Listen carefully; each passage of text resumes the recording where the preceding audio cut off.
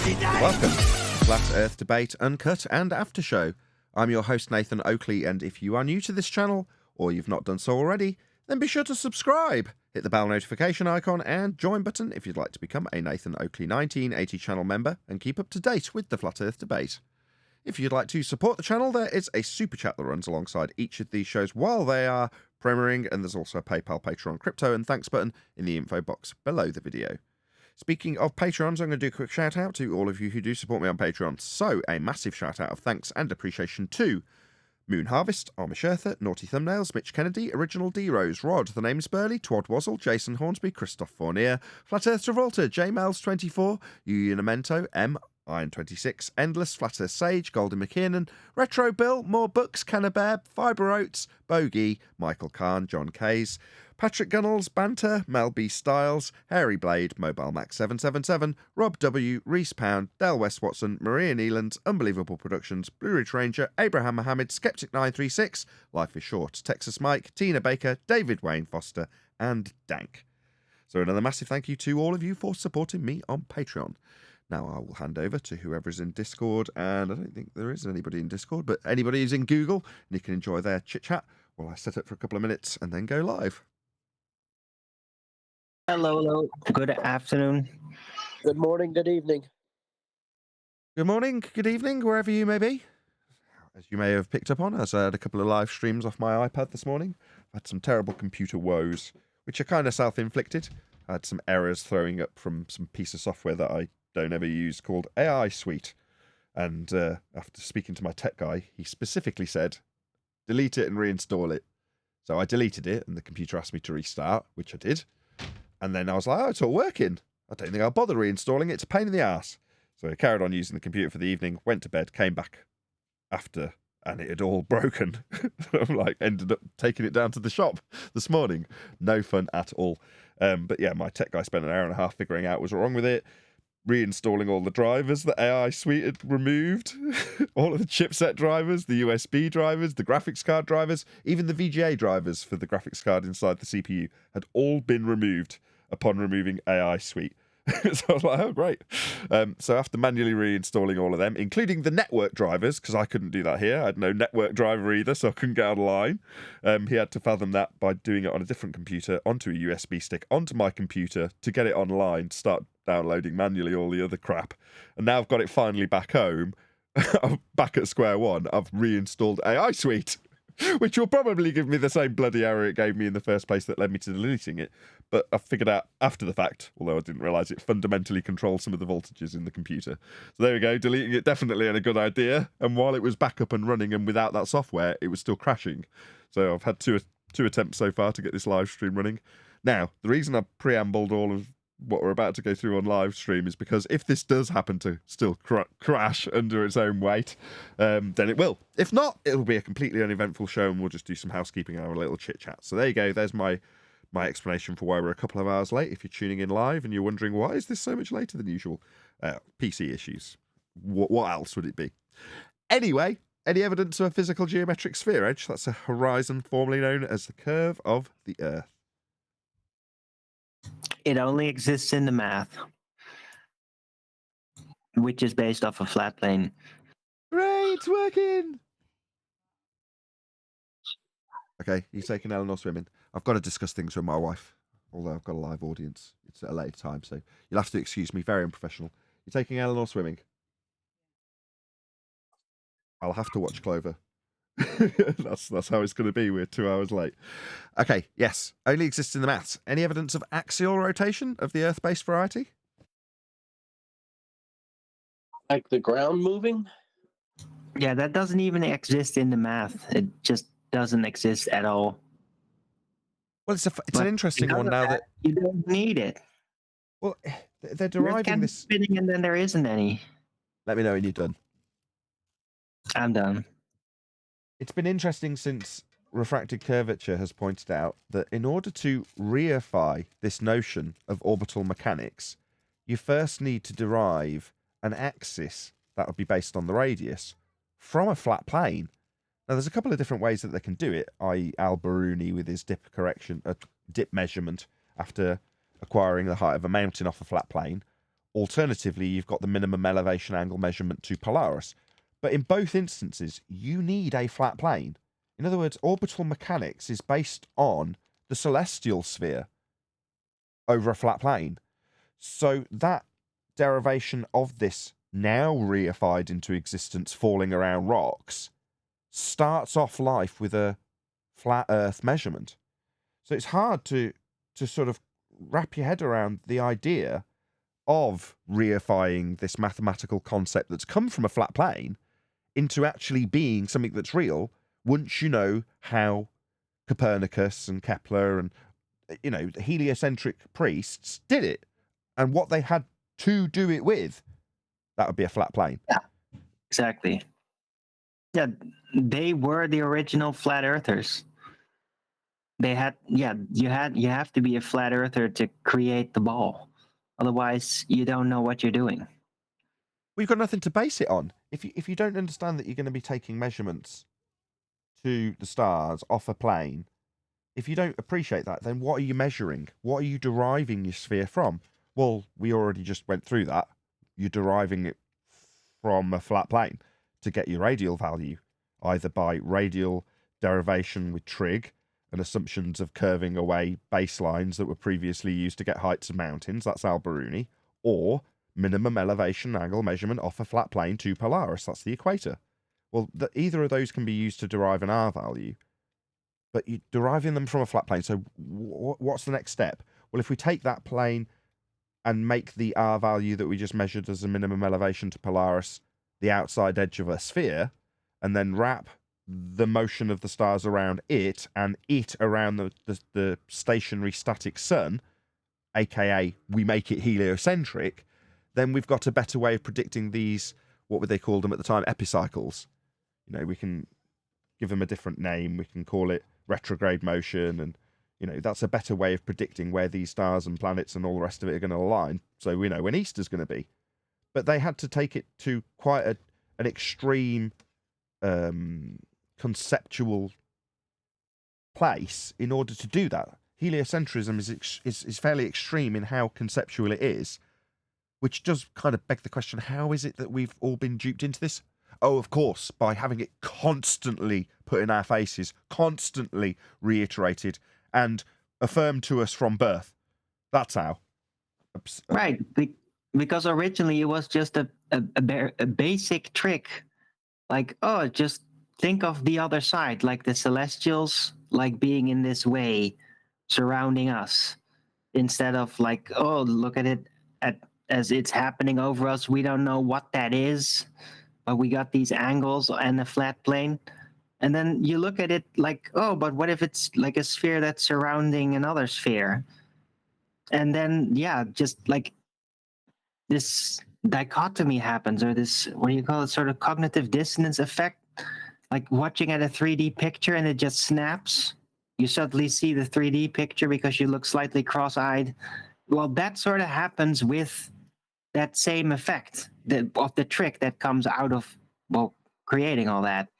And that trick has been massively expanded upon and like used as a foundation for an entire storytelling tradition of physical reification. And that's what we got. That's the globe.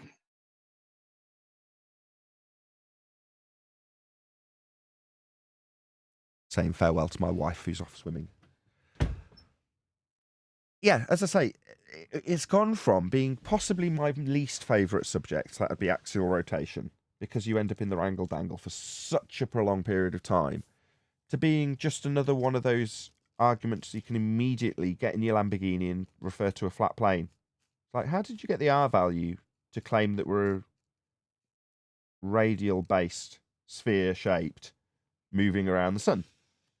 To have that as a description of an orbital motion, how'd you get your R? Now, if they don't know, then you can tell them how it came from a flat plane. But at that point, where does the argument go from there? What are they going to do? Deny Al-Biruni's methodology? At that point, Well, your opponent has to... We haven't had this yet. We haven't actually put these up. I haven't personally put these... You're going to need a flat plane argument to anybody from the globe side as yet. Nobody's come forth to challenge or for us to have the opportunity to just put that to them. But when they do have that put to them, what are they going to do? Other than accept that, yeah, my globe measurement does definitely come from a flat plane measurement initially, but still we're in orbit. What are they going to do then? Well, they just scrub it down to a skeletal understanding and just see it as a geometric concept. It's like, no, it's not physical reality, actually. So they will then probably, I predict they will basically recognize that it's only math in order to get away from that problem, right? In that certain moment. Instead of reifying the math into reality, they will suddenly recognize, no, it's only math then. But then it's not reality. I mean, you're suggesting that they would recognize the nature of Earth is flat upon having this argument put to them, which I think is a... No, that's not what I mean. They would That is what you say that argument that it's based off a flat plane is only like mathematical because of and geometric and all that. It's not actually real. That's what I'm predicting. I see what you're saying. You're saying, oh, that's just the way it works in the maths. Yeah. That's just like saying, well, that's just words and how we describe stuff. Yeah, that's correct. That's how it works in the math. Yeah. What is it Red Rhetoric used to say? Math is reality. Well, your math is of a flat plane. It's not. It's completely conceptual.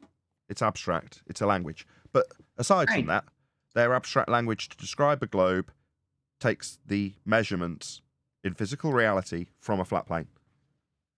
Right, but the point is that they will always love to say that math is reality and try to argue that, and then when you tell them, hey, but it's the math actually is based off a flat plane, then they will probably say, yeah, but it's only math, it's not actually real. That's what I'm saying that they will do. What, you mean they'll deny the flat Earth bit as being not real? Yes, as soon as you say flat plane, then they'll say it's only math. And then as soon as you get back to the globe, yeah, that's the real thing. That's the real math.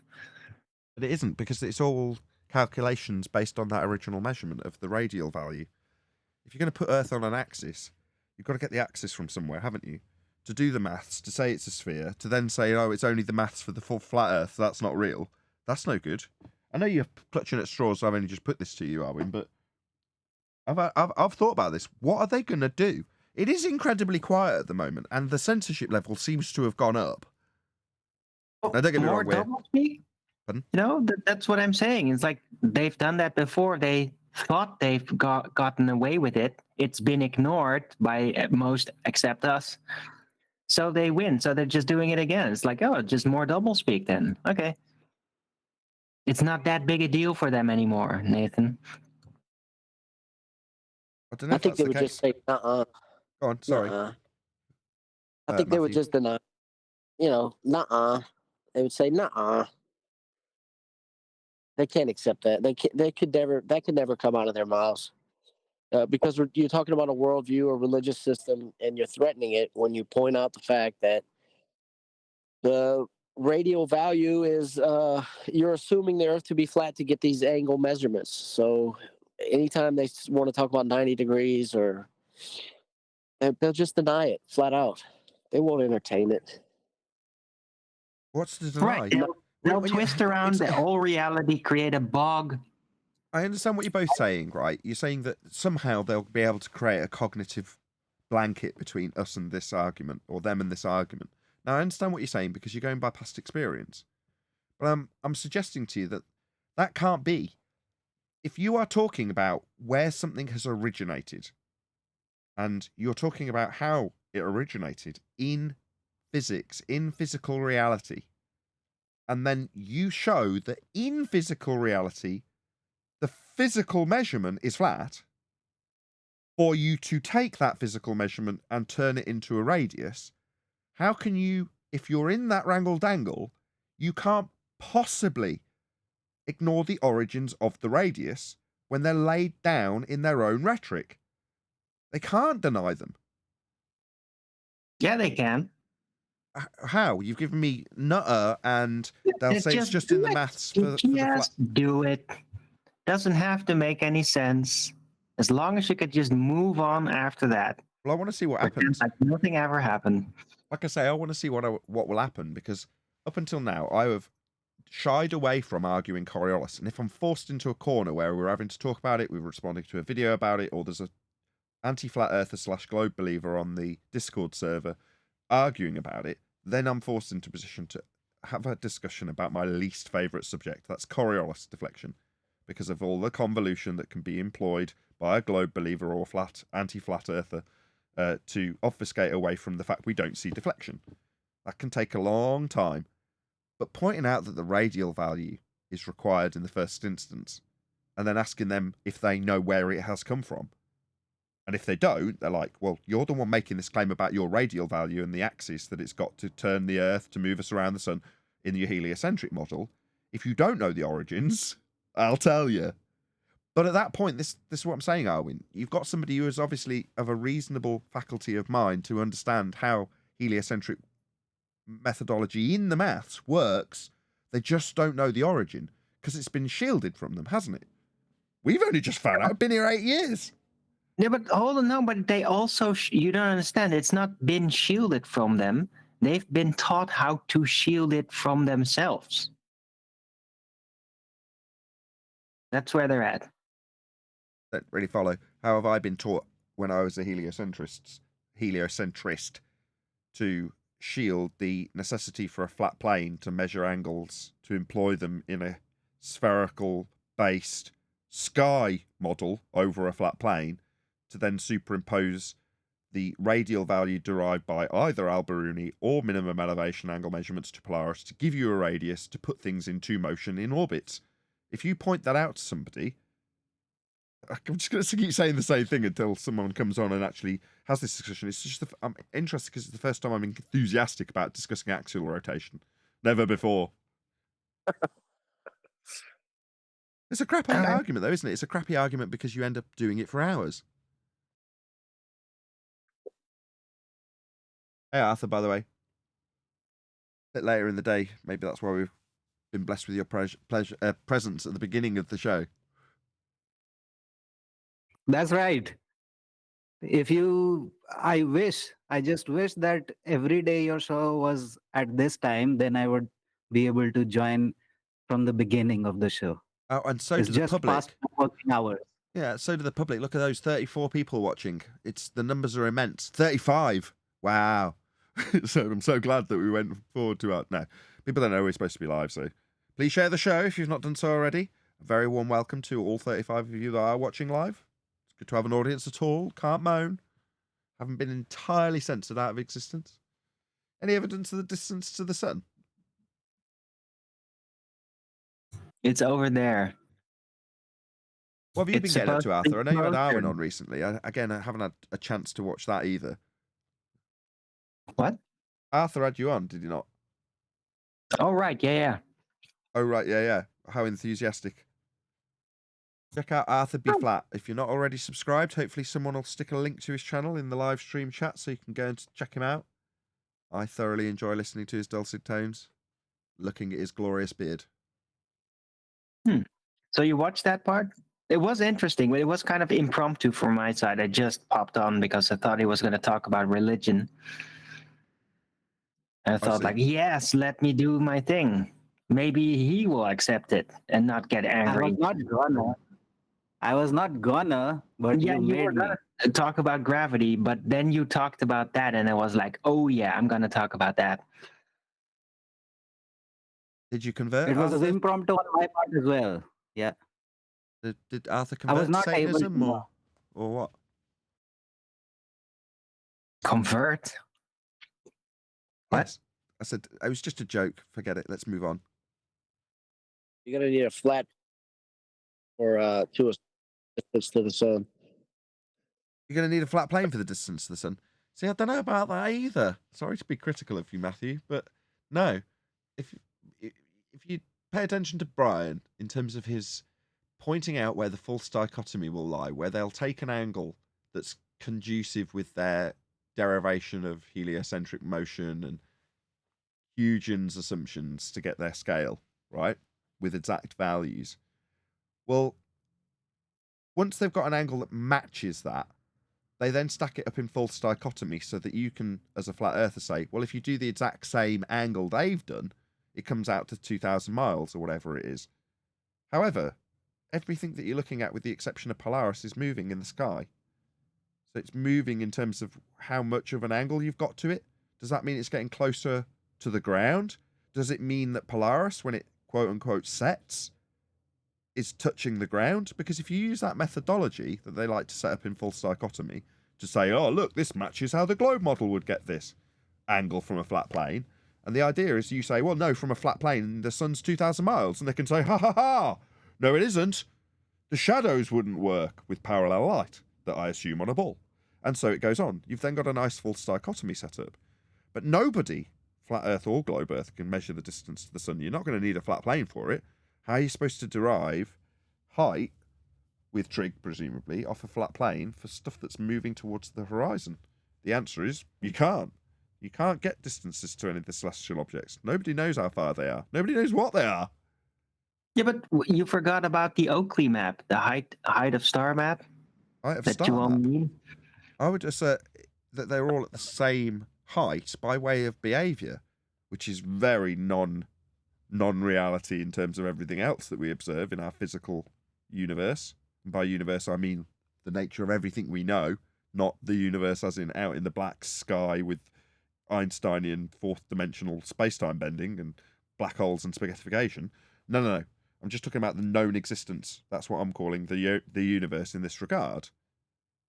Well, go on. Oh, you mean the non-actual height? That you think that all the celestials have the same non-actual height? You could put Okay, it.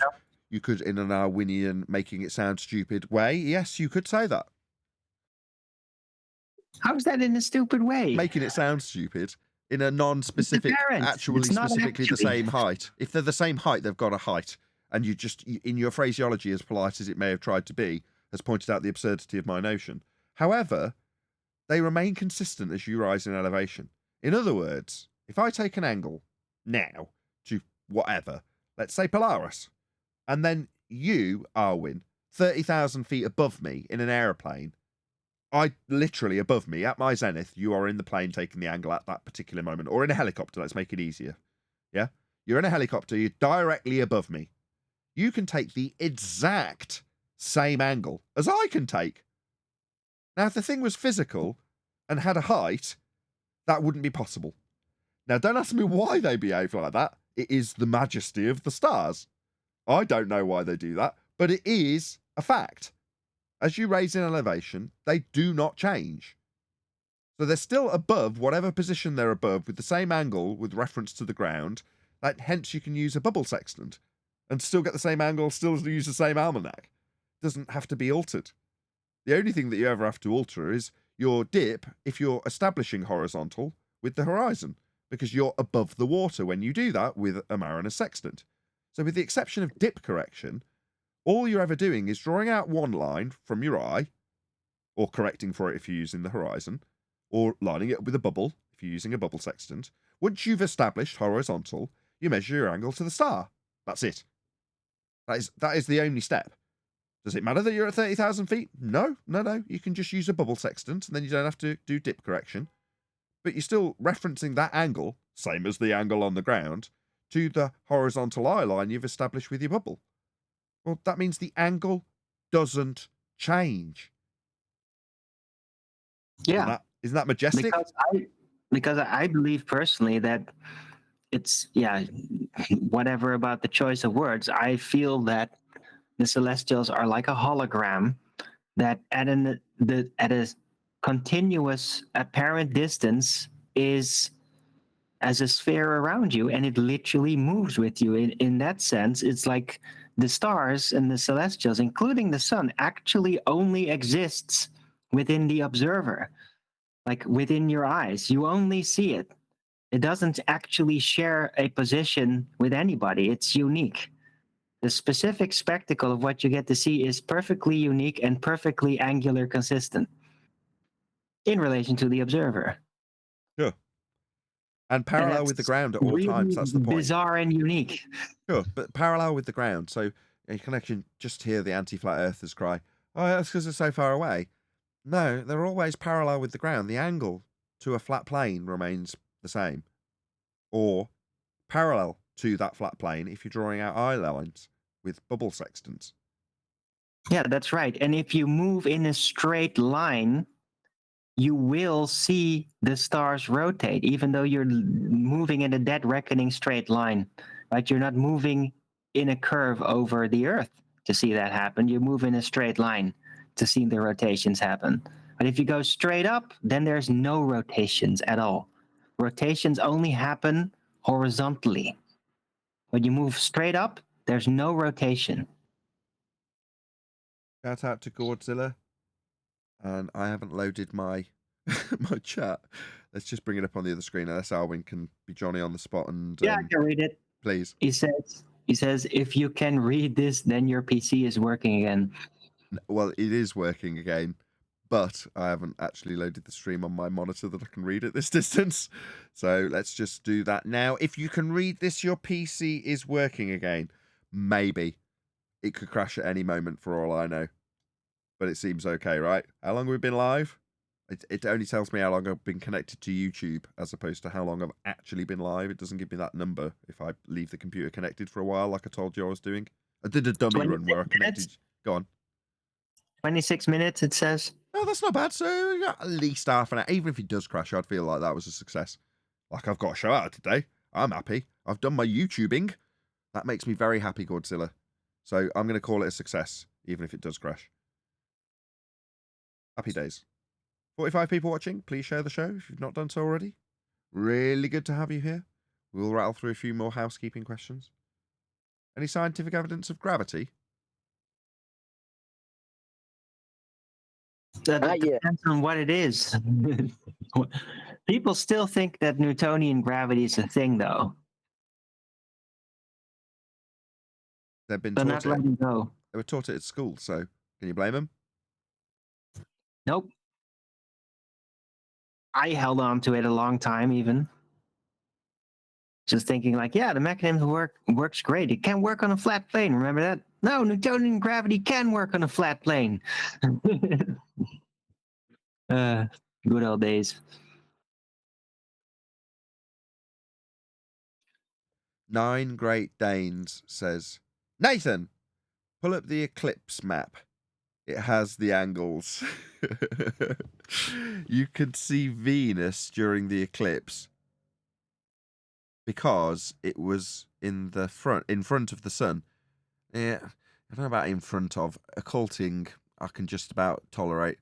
Fine. But how could it be lit up bright if in front of the sun? Oh, right. I see. You're qualifying it by using in front by asking it in a heliocentric context, which is to say, if a star's in front of the sun, then how could it be lit up? How could you see it? Is that what he's saying? Yeah, but it's because it's very gaseous and hot, and there's a lot of miraging going, and that's why it's so shiny. Oh, if you came Right. for presuppositions, Nine Great Danes, then you absolutely got them out of Arwen just then. You definitely got your money's worth. Yeah, if you need a heliocentric explanation, I'm your guy. Like interactively in the moment. We all are. We are heliocentric experts. There's very little of the model that we don't understand, and our counterparts, the ones who oppose us, do so by way of fallacy and personal attacks, not through education and understanding of their model and how it works, because it doesn't work. And to understand how and why it doesn't work, we have to be experts in that model. So as much as I'm not trying to decry what you've just said, Arwin, absolutely, if you want a heliocentric explanation or moreover an argument about it, you're your man, or the man, or woman, depending on how you're identifying yourself. No. The scientific evidence of gravity? Well, you could think of it as being scientific, but it isn't. It's mathematical. It makes no sense, and Newtonian gravity is based on a principle that doesn't account for a gas behavior at all, and was never, was conceded to by Newton as being non-viable hypothesis. So, yeah, we got nothing. I mean, you'd think there'd be a proper theory of gravity, but there actually isn't. It's crazy that such a rumor has been perpetuated for such a long time and that people still believe in it. The theory comes after the scientific evidence, right? Yes. Yeah, I don't know that. I mean, the question is like a category error in the question itself. Can you take a math problem and validate it scientifically? No. It depends. If everybody, without exception, adhered to the Einsteinian notion of pseudo-geometry, then your objection would be correct. However, because we are all taught up until high school level that gravity is a force, it means that you could have a natural phenomena to observe. Furthermore, they assert that gravity is science, and therefore we ask for evidence of science because they assert they've got it. And, as I say, can, in the case of Newtonian, now 108-year out of date force of gravity, have a naturally occurring phenomena ascribed to it. Now, even if you're an actual follower of the current rhetoric of heliocentrism with regards to gravity, that would be to say Einsteinian pseudo-Riemannian force space-time bending as a result of the uneven distribution of mass in pseudo-geometry, then you would appreciate that gravity is not a force. But like we were discussing, I don't know if it's in the pre-show or at the beginning of the live show, the notion that once you explain to somebody that their globe belief, reification, has come from a flat measurement, can it be the case that when you explain that their pseudo-geometry bent space-time isn't giving rise to any force by admission of a dozen or more different heliocentric high priests? Well, no. What they will do is brace against it and tell you that the force of gravity creates a force of gravity, or gravity creates a force, which it doesn't. That's right. The space-time bending manifests, emerges the force, is what what Craig basically started that trend as an anti-flat earther. Very admirable. I loved it as Baldwin. But yeah, there's not been they're not really settled about how they see it though. Well, it's a Everybody stupid still saying. has their own different answer, and none of them they're not synchronizing Well, with no, this. they can insert it, can't they? So it's like saying the force of green gives rise to the green grass. If it wasn't for the force of green, you wouldn't have the green grass. So obviously there's a force of green. There's the green grass, right? So obviously there's a It's the force. other way around, though. It's a non-force that creates a force. So there's something mysterious that can be mathematical, the bending of space-time, whatever that is, or however we would Not quite right either. notice that, and Hold on, that there's one more causes aspect you the missed. force somehow. You missed one aspect. It's a non-force in a pseudo-geometry. So it's a pseudo-force in a pseudo-geometry. But it's supposedly something happening in the pseudo geometry that isn't the force somehow. But I mean, I don't know what is anything within the pseudo geometry, right? It's not real. It's not even pretending to be real. It's just mathematics. Correct. But that somehow manifests the force. It's like, well, like density disequilibrium with its surrounding creates a force. Yeah, Relative density disequilibrium force. Well, they think that it's not the disequilibrium with the surroundings, it's the bending of space-time that basically manifests that force. So the uneven distribution of mass, way too much. The uneven distribution of mass causes the invented dimension of space-time to bend. Now this pseudo non-force in Einsteinian pseudo-geometry, according to the anti-flat earthers, a non-force in a pseudo-geometry, that's a mathematical description of something that does not create any forces, even in the description in the mathematics, gives rise to a physical force in reality. That's what they're saying. Yes. But no. So, bending of space-time doesn't actually cause any forces, but you can think of it as causing a force. And that's what they're doing. But you can't. Because it doesn't. Yeah, but they can think of it as such. Okay. If I'm going to think about bent 4D space-time giving rise to a force, I need to see bent 4D space-time? Can I see bent conceptual pseudo 4 space-time? Not literally, but you can think of it being there and creating that force. So a non-dimension that we cannot see, that was literally invented by Einstein and labelled pseudo by him in its mathematical description, geometric in nature, can, even though I can't see it, it can't be felt, and it can only be described in the mathematics invented by a man, give rise to a force. No, it can't. Well, it's just like dark matter, right? If the dark matter weren't there, then all the entire universe would like blow up or something. Something terrible would happen. It would be ripped apart from the start. So it's there. You can't see it. They don't even claim that you can see it. But if it weren't there, then everything, it could never have resulted in the globe universe that we got now. No, the globe universe isn't what we've got in physical reality, though. The description of the hole in the mathematics that leads to dark matter is a band-aid for a failure in something that's supposed to describe something. That's maths. Maths is just used to describe. So there's a failure in the description, and as a consequence of the failure in the description, you've got dark matter. That has no bearing on reality whatsoever. None. No, it's a hole in reality, and it's got to be filled with that dark matter that's unlike anything else. I just said. Or reality will Stop. No, as I just said. No, it's not a hole in reality. To assert that would be to say that you've taken the hole in the description in the pseudo geometry and then said that the band-aid is what we must have in reality, because the failed mathematical description needs something to make it work to describe reality. Therefore, we have dark matter. No. Well, it sounds, even as you say it sounds very plausible. It's like very acceptable. The way you said it was perfect. It's very acceptable. I'm describing why we shouldn't accept it. That would be to say that it's a convention in a language. That's pseudo 4 space in maths. Yeah, those two things, me describing anything ever in mathematics, will never, ever alter our physical reality. No amount of describing stuff can do that, Arwin. And if you say, I'm not done. I'm not done.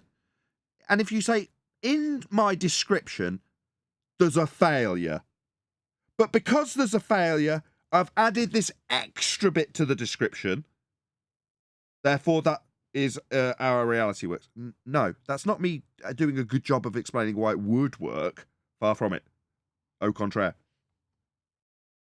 Right, but I mean, if there wasn't such a thing as time, there wouldn't be such a thing as entropy. So without pseudo-Riemannian force space, you wouldn't have entropy. What an outrage. Number one, we don't know the cause of entropy. Number two, it certainly isn't pseudo-geometry from Einstein causing the arrow of time. No. He's got a space-time dimension that doesn't make Einstein's pseudo-geometry entropy.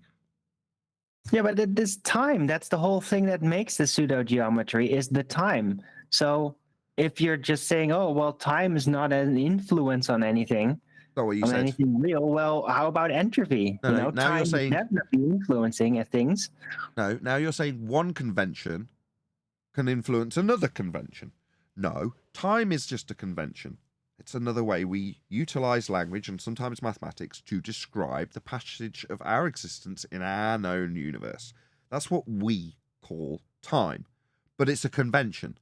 Now, when you talk about, as I just did, and you took off the beginning part in your answer, the arrow of time, a turn of phrase, Arwin, entropy, that's not time.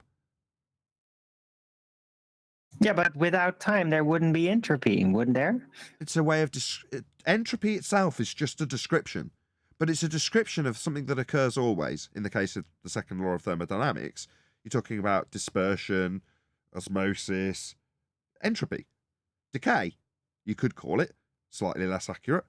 But those processes, we specifically focus on expansion of gas, dispersion into areas of volume. But that process can be described on a graph with time.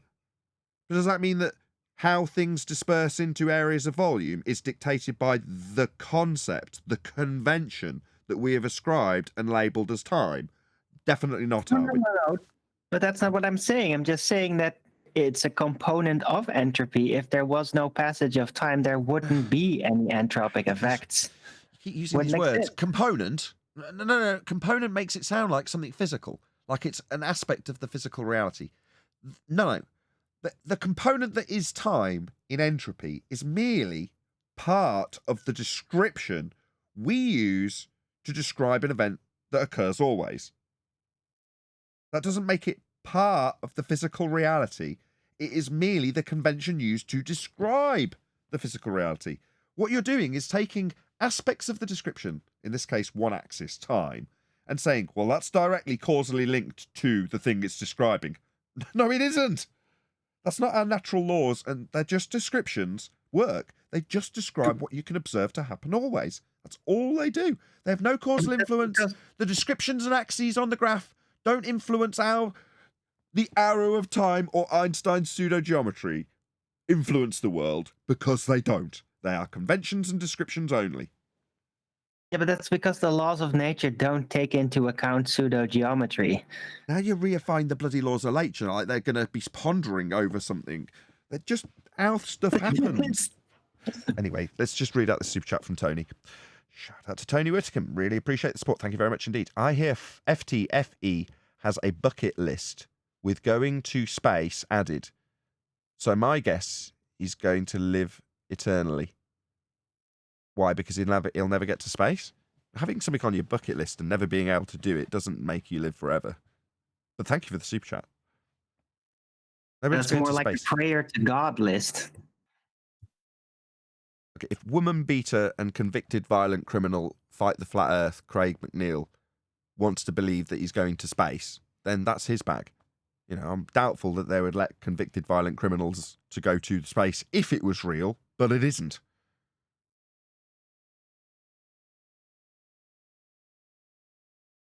He's not going anywhere. Maybe in his dreams for a little bit. They're going to get there. What are you going to do? Put yourself into an orbital motion to escape the gas that's not expanding into the vacuum by way of a derivation in the mathematics. What's that you say? The telemetry data has gone missing. I wonder why. Yeah, because you'll show in those maths, when you calculate how much distance by way of an assumption from Huygens and Kepler's orbital motions, what are you going to do? What are you going to do with those elliptical motions? You're going to derive measurements to get to them from a flat plane. Radial value. You need that to superimpose it onto Venus. You need that to infer that you've got elliptical orbits. You need that to infer that you've got heliocentric motion around the sun in the first instance. You'll need R. Now, don't get me wrong, we've said this before, but now it has so much more weight because in saying you're going to need R for that, where'd you get it? Well, you get it from a flat plane.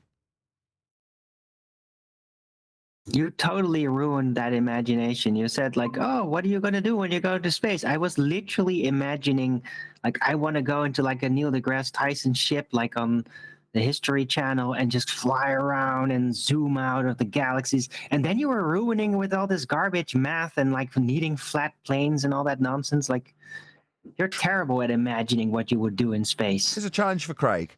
Give us the trajectory information for your trip to space that you imagine that one day you'll take as a convicted criminal. Not going to happen. Nevertheless, do it, but show all of the calculations, including the R derivation. That is to say that when R appears in the maths for orbital motion, you show where it came from, how that has been measured.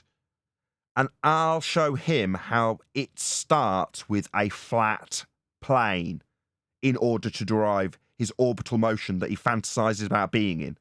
What, after measuring the R value from a flat plane, taking it off the celestial sphere that's off a flat plane, and giving you your heliocentric motion to put you in a sky vacuum? Absolutely not. You'll need a flat Earth for that, convicted criminal and violent woman beater, Craig McNeil. You'll definitely need a flat Earth for that. I don't know, man. I've seen pretty convincing space simulator games and all that. Looks pretty real. Yeah, you can do amazing things with reification.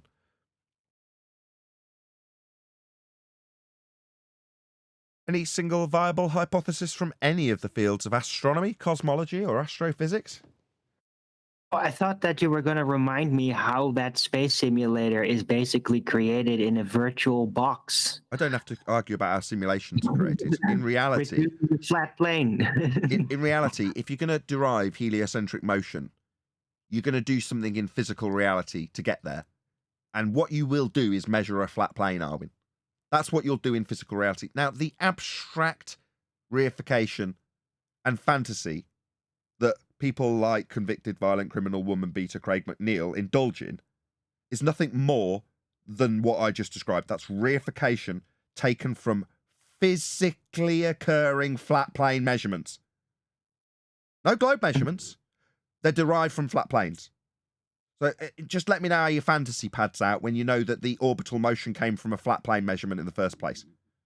You'll struggle to reify your orbital motion at that point because you'll know that it's merely a concept to predict where the stars will be. Used by the church to predict when Easter would be. And those elliptical motions that you think that you can fly around in yourself are nothing more than I just described. Reification. Oh, hello, Adam.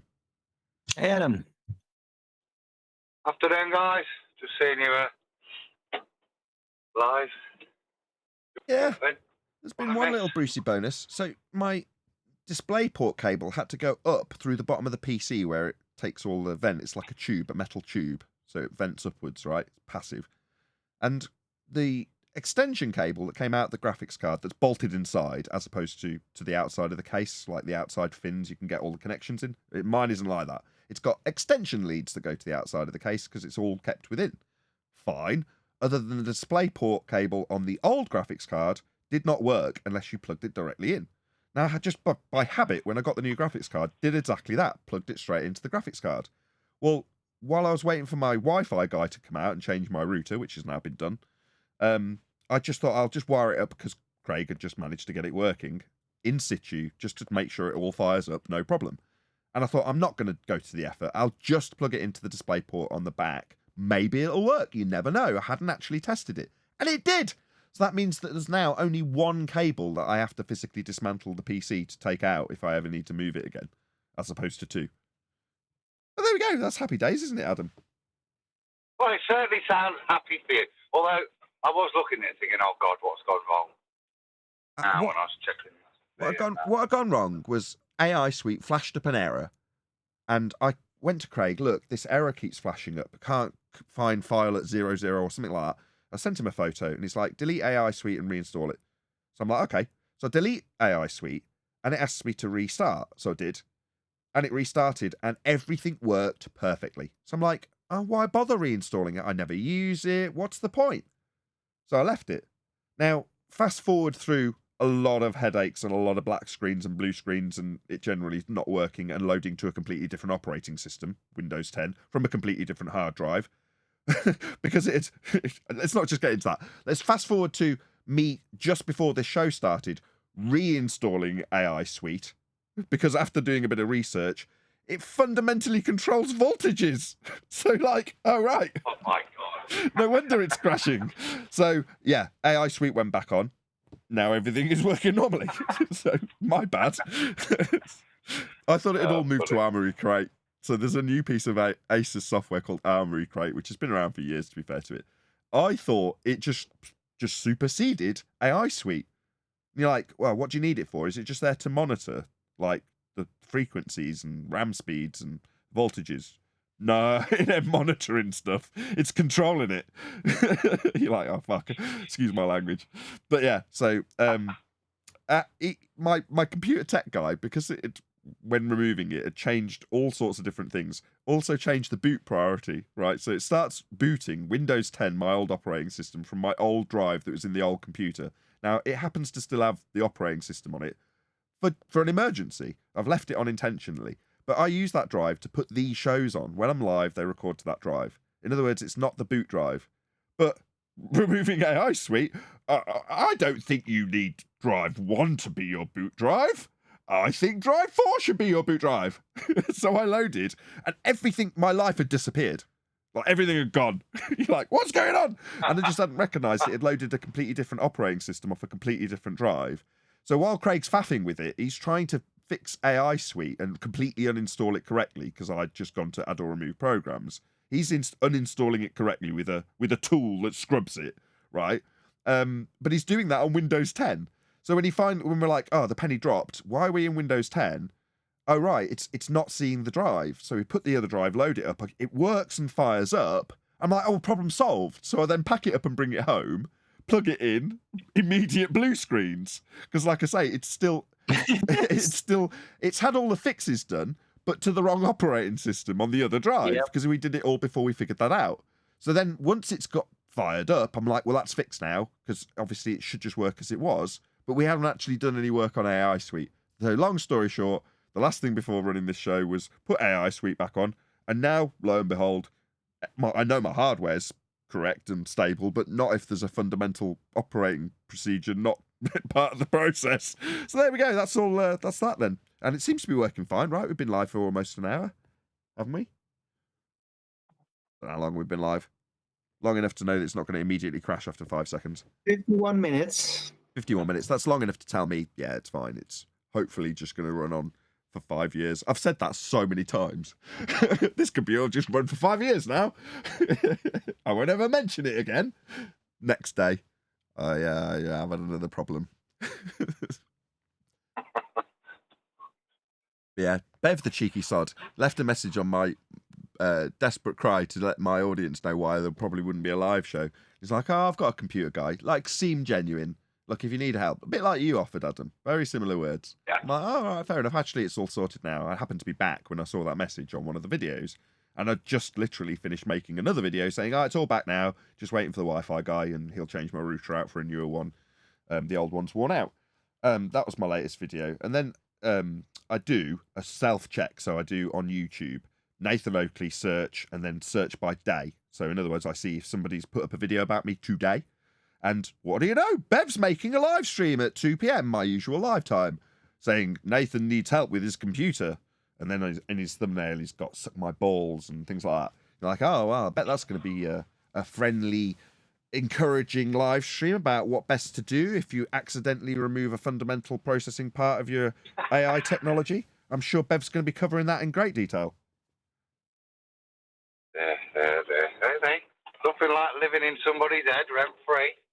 Absolutely. That's exactly what I thought when I saw it. I was like, all right, why am I on your mind, Bev? what gives? But there we go. Such is life. I'm just happy that we've got a live stream today. It's nice to actually be doing the do. I like doing the do. This is what I do, and I like doing it. I'm sure you're the same, Adam. When you're at work, you're like, yeah, man, this is what I like doing. Yes, yeah. It's a way of... I don't like being with people and chatting with people, yeah. Then I moan because I'm too tired, but actually, when you're doing it, it's thoroughly enjoyable. Yeah. I mean, there's been a couple of jobs that I've held that I've thoroughly enjoyed. Most of them not, but a couple of them. When I was a rep, jet setting and traveling all over the country, I enjoyed that. It was utterly exhausting, but it was really enjoyable for obvious reasons. You know, seeing all parts of the world and meeting with rich people and doing business. Very good stuff. However, I wanted to do this more than that, and I enjoy this more than that. But this is even more work than that. I didn't think it was possible. Like when I was putting in 100-hour weeks, like nobody does more work than me. This is just silly. How can anybody be working more than this? Then you do work for yourself. You know what hard work is then? When you're working for yourself, and like it's if you have a day off, it hurts. You know what I mean? You really know about it. If you're like you, Adam, if you're running your own business, you can't have a day off. It's just how it is. Yeah, it doesn't happen, does it? It's not so much the physical work sometimes. When it's your own, you never have a mental day off. That's the bigger difference. Even when you're on holiday, yep. You know, if you're not even physically there, it's still because everything is down to you, all the responsibility. But that's part of the pleasure as well. So I shouldn't moan.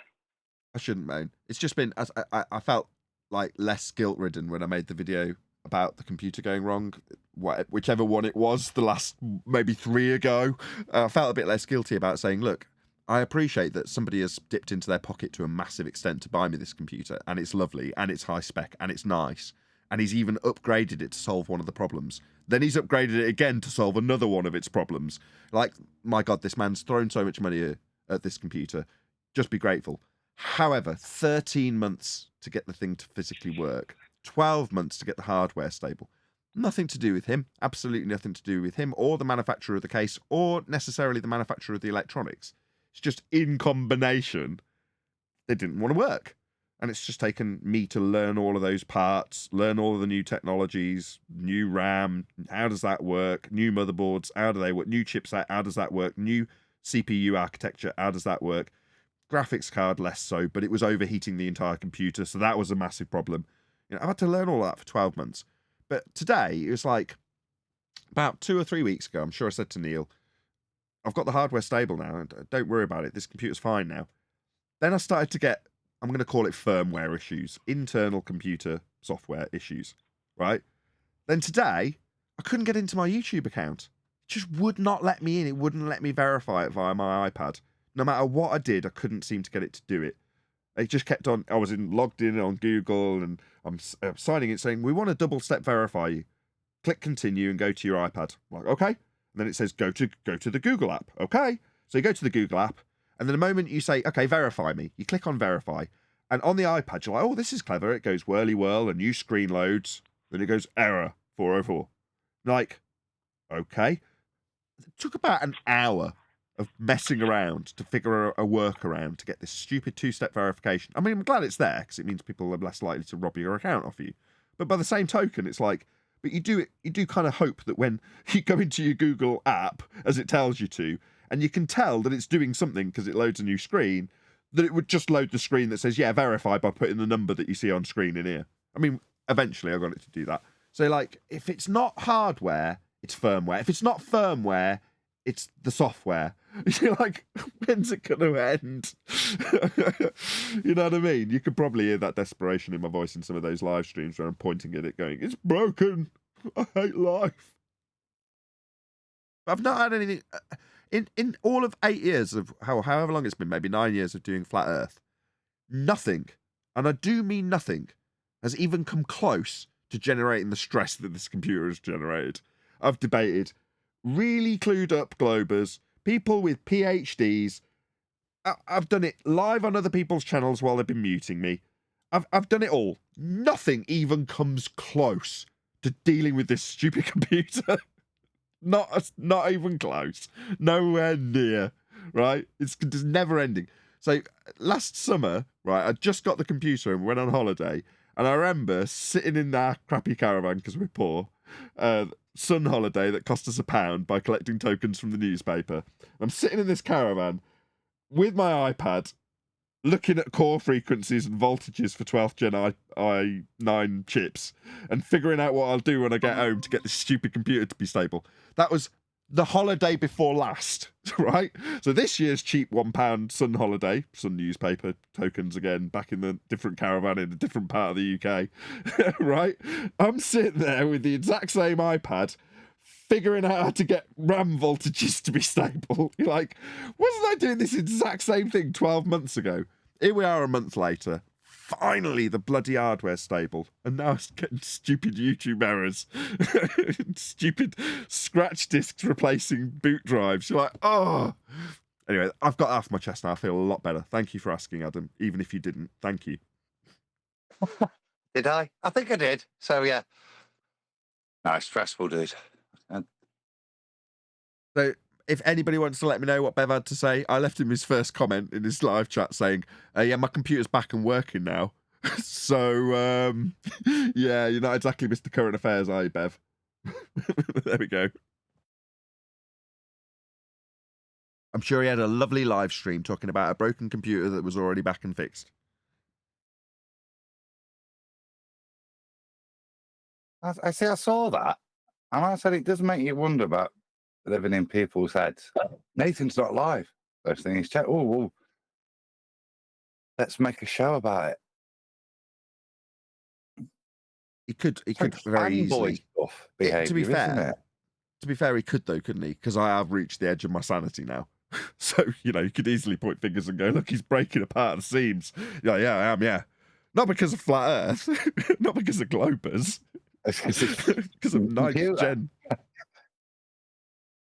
DDR5 that's sending me over the edge.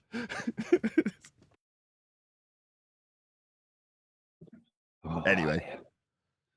Right, this is going to be I don't know how long we've been live. Can someone let me know? I ran this computer live, but not live for a few minutes just to make sure it wouldn't embarrassingly fall over as soon as I did go live. Hence me being really late, even for the scheduled late show. What time? How long have we been live? I'm looking, literally an hour, bang on the hour. Perfect. So before you round out, though, Go on. I can just do a quick. Because last night we, in amongst some of the multitude of things that get discussed on QE Live, QE's asked if me and Brian will do Bad Moon Shadow on QE Live next week. So I just want to give that a shout out and a bit of pimping just to get people, because it's one of the few things we've done where we've had zero response from the ballers. Want to make sure that they know it's going off. We do the presentation. I look forward to their response. So, yeah, okay. That should be next Tuesday. Let's shout it out. Actually, so Quantum Eraser YouTube channel, Tuesday of next week. So 6 days from now.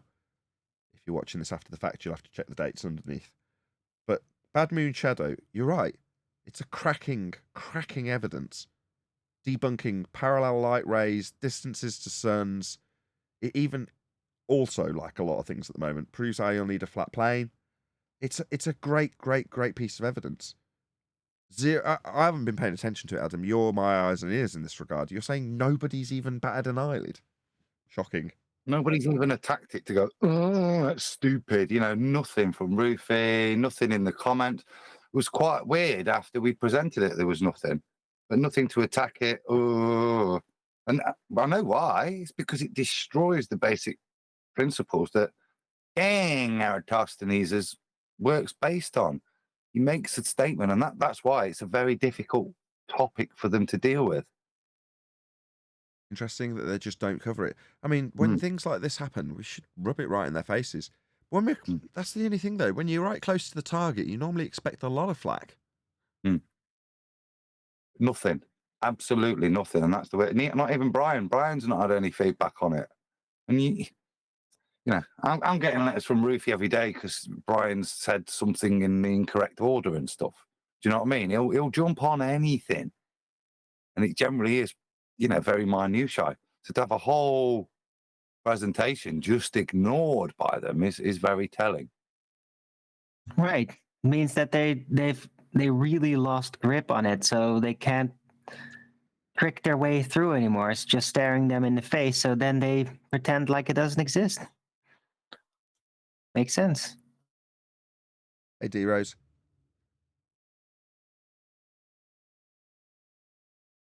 Okay, well, with that, I'm going to say first, because we haven't rounded out once yet, a huge, massive, enormous thank you to my impromptu, I'm going to call it because it's late, Discord and G Plus panels for making today's live show possible. If you're watching this on either Nathan Oakley 1980 or Nathan Oakley Premiering streams, then stay tuned, as there will be an after show. Did you have an extended show then today, Owen? Sorry, what? Did you have an extended show then till Nathan's? Nah, I started a little late. I did not have a very long show myself. Today I'm kind of tired. It's just that kind of weather, cold and dry, and just lazy. Hey, Adam, it's one day. I'm just lazy. You can call it that, sure. This the moon shadow is the crux of that the moon is emitting divergent light. No, it's matching the light that the sun produces in terms of the angles that you get off a sundial. They're no different to the angles that you get off a moon dial. Well, their claim for Eratosthenes with the shadows and the sticks is based on their idea that the sun is considerably further away. Therefore, you won't get those angles for a moon dial. That's not possible with the moon being a lot closer. in their because of their Big claim distance. and far their claim distance. away, or small and local. That's the dichotomy that Eratosthenes presents in terms of how you can interpret that data. Big and far away on a ball, or small and local, and it's flat. But with the moon, we have small and local, as well as big and far away in the heliocentric model. In their model, the decider is actually not decidable because the luminaries aren't able to distinguish it. As Brian says, even that, it could be the moon that's big and far away and the sun that's small and local. But it's the point that Eratosthenes says it's one or the other, and then the heliocentric model presents both. But if it's one or the other to decide what the nature of the surface is, but the luminaries present both in their model, then it's that fundamental failing of the dichotomies presented in the reasoning of the choice that destroys Eratosthenes from the beginning. That make sense? Yeah, with you, yeah. It'll be gone through on QE show on Tuesday. So Bad Moon Shadow will be the title, undoubtedly. Check it out. Adam will go through it in a nice, concise way, and Brian will be there. Yeah, we've got both. That was a joke. That was inferring that Brian's not concise. I was waiting for Brian to then elaborate. At length. Yeah. No, he's all right in small doses. Just, yeah. It's a good collaboration, that one, between me and Brian. I've already done it once, so it's nice to get it out. I had to be polite last night, you know. QE's bloody flight one. It's funny when you've got your own and you prefer your own. What are you talking Not my about? I didn't catch the first bit. You've been wife swapping. What did you say? I've got QE's flight, not wife. His flight. That was yesterday's presentation. Because he's going through all the flat Earth proofs, isn't he? So we did flight last night. Yeah, that was pretty cool.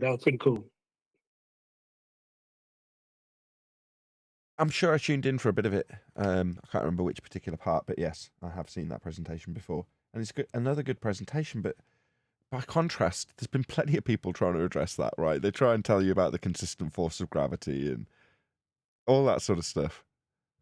You've had plenty of responses, right? Yeah, that one, yeah. Don't be stupid. That's what the gyros, lots of stuff attacking. That's why I said with the Bad Moon Shadow, that was so weird. Nothing. I have no answer. I don't know why that would be the case. No. And having not kept an eye on it, it's not my argument. Not that any of them are, but it's only when you hear, oh, well, Joe Normie attacked me on this proof C that we've put out there for this, that, and the other reason, and this is the overcome. Well, not having that doesn't mean that you'll necessarily twig to the fact that nobody's responded to Bad Moon Shadow.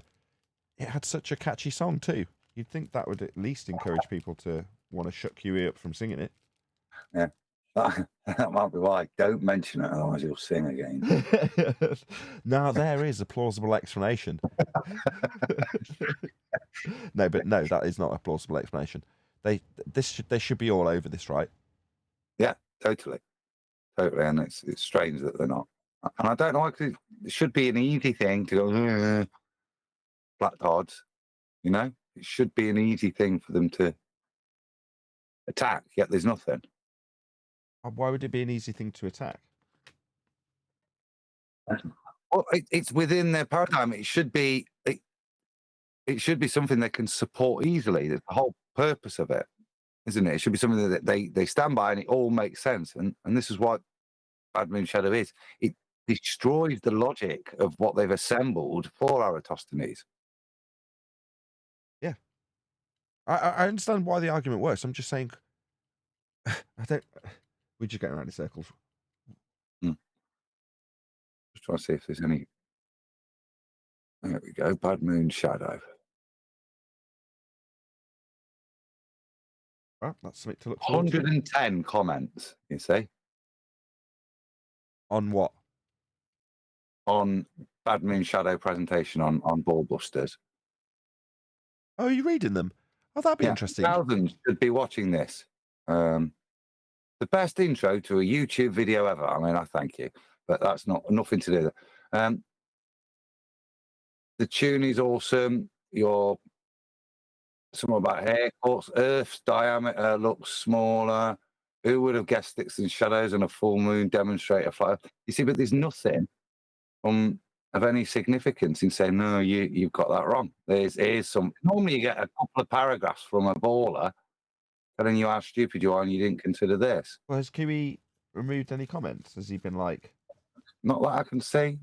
well, you wouldn't be able to, would you? I mean, we'd have to ask him. Have you censored any of the comments out? Because they've just been like, just at least to cover that box of, yeah, there has been people who've come and gone, oh, you're just an idiot, and then offered up a rebuttal to a completely different argument.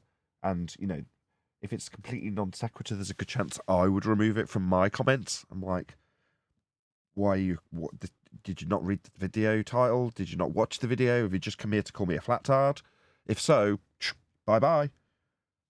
But we're suggesting, no, nobody's even come and called us idiots without a response. But maybe they've been removed by, those particular comments have been removed by QE, you just don't know. I've got one.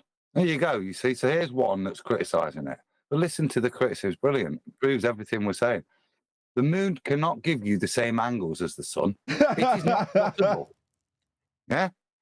That's the whole freaking presentation. That's you did. bullshitsu. So you're telling me, I love that, when they offer you up your argument back, like it's a rebuttal. It is not possible to be at zenith of the moon and 500 miles away having an angle of 7.1 degrees. Simple geometry is enough to figure that out. Yeah, you'll need a flat earth for that angle. That's right. But that's well born out done. of... You've just proved a flat earth, mate. What was your argument to try and hint at that it was proving a ball, commenter? Because you're not. Any more? See, nothing. Other than throwing the argument we have made, I say we, because obviously I'm involved now, it's going to get highlighted again. But you have made, reaffirming your argument that you put to the commenter as a rebuttal, that's useless. Anything else? No, that's it. I'm just trying to see if there's anything else. What's this? VR Christian. Sorry, mate. Just trying to clarify for peace of mind. So even the person that's saying it is a flat earther that's not understanding it, because he's gone back to Brian and say, "Sorry, mate. Just trying to clarify for peace of mind." The shadows of the closest flat surface from QE's introduction to your presentation were showing similar shadows, not similar, but not the same. So why wouldn't it be also possible to? They are the same. That's the point. You're able to tell time from them. The shadow they cast is the same on the sundial, on the moon dial. Yeah.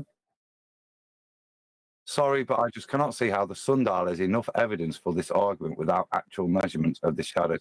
You can tell the time. Yeah, the shadow is cast. You read the sundial exactly the same with the moon's shadow. The only adjustment that's necessary is based on the differential between the position of the moon at different times of the lunar month. So that's the adjustment you make. If you're in the middle of the month, you know you're a few hours ahead with your moon, or and vice versa. So unless it's full moon, and midnight is midnight at full moon, it's exactly the same. But you're reading the sundial exactly the same. You're just making an adjustment for the knowledge that the sun and moon don't move at the same rate. Right. Slightly different cycle, slightly different use. You just have to use the other calendar, you could basically say. Just use the moon calendar, not the sun, which we use for the day. But the same shadows are cast. So it's not a different body in a different position radiating that light. It's not at a it's it's identical, right? Except for the type of light it is, the shadows it casts, the angles, those are the same, with the same position when they're in the sky. Exactly. Same apparent non-actual distances. Yeah, there's a select few people in Discord to actually chat to. I would imagine they're a little bit more friendly and chatty, given that we're operating at a relatively out of the ordinary time. Hello, everyone in Discord. You know what I mean? Hey, Nathan. See? Hello, Steve. I'm not too much more chatty. In fact, I just sat down to start feeding my mouth, but go ahead.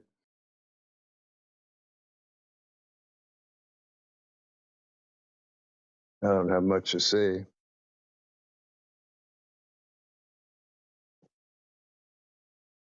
Dead mic, you guys. No, I'm inviting you to join in with the conversation. That's all. I'm not suggesting that No, you I need heard to. you. I enjoy listening, mostly with Flat Earth, and been out here a long time. Yeah, it's an interesting game. Science. Who said that?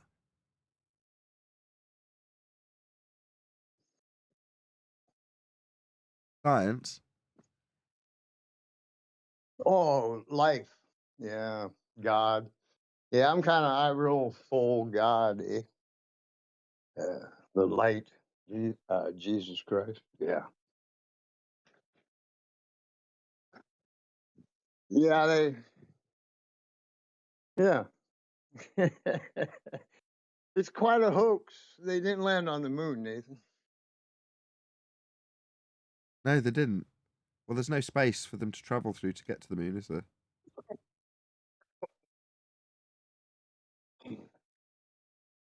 Yeah, I think a lot of flat earthers don't pay attention to their humor.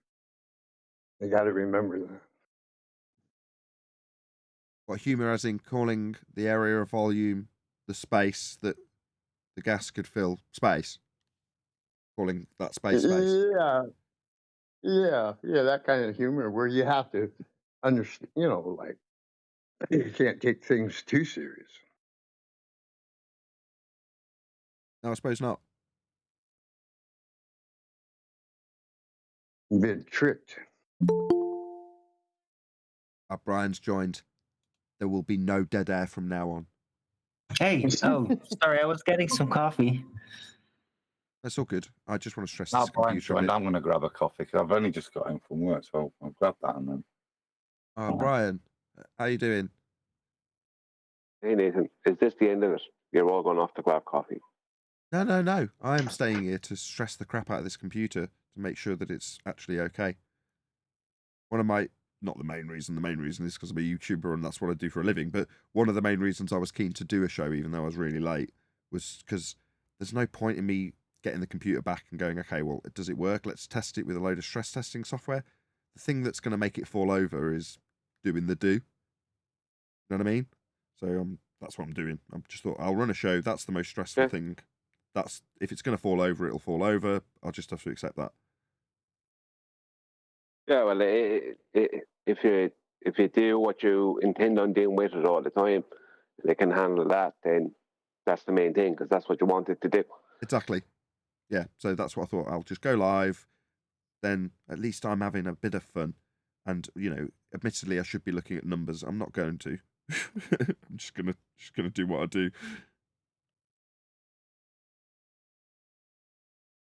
Yeah, because that's.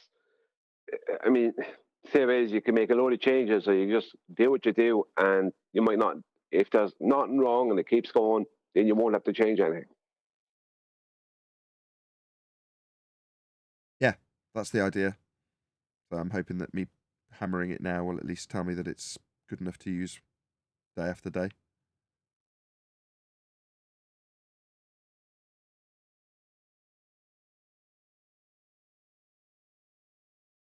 I saw the post there just recently, just a few minutes ago, and I thought, oh no, there's more problems with it, but now that it's back up. Then I saw the next post, it's up and running, new power button, and all the rest. So happy days, hopefully. Yes. Has it just been and Go on. install some other critical program and just leaves it like that, then I think should be all right. It certainly seems okay, and I thought today I'll not have a show because of the stress of getting the new Wi-Fi router. So I kind of knew I'd have to pull the computer out anyway for them to get to all the wires back there, which I did. Not that, because of them I did that. That was how it was. So I was like, no, I won't have a show. Yeah, they'll probably end up getting here at 4:00, but they didn't. They got here at like 12:30. But by then I'd already done a swimming lesson, taken the computer down to Craig, sat with him for an hour and a half while we faffed around with it. Mainly him, not me. And then I got it back and I'm like, well, the Wi-Fi's done now. I can actually have a show, other than not being able to get into my YouTube account, probably because the computer's plugged in at Craig's Wi-Fi while it was trying to, gain access to YouTube. So it's gone, oh, someone else is trying to get hold of your account. I better double verify it. But for whatever reason, that function didn't operate. Otherwise, I'd have been on time. I'd have been ready at 2. I'm glad it's working. Oh well,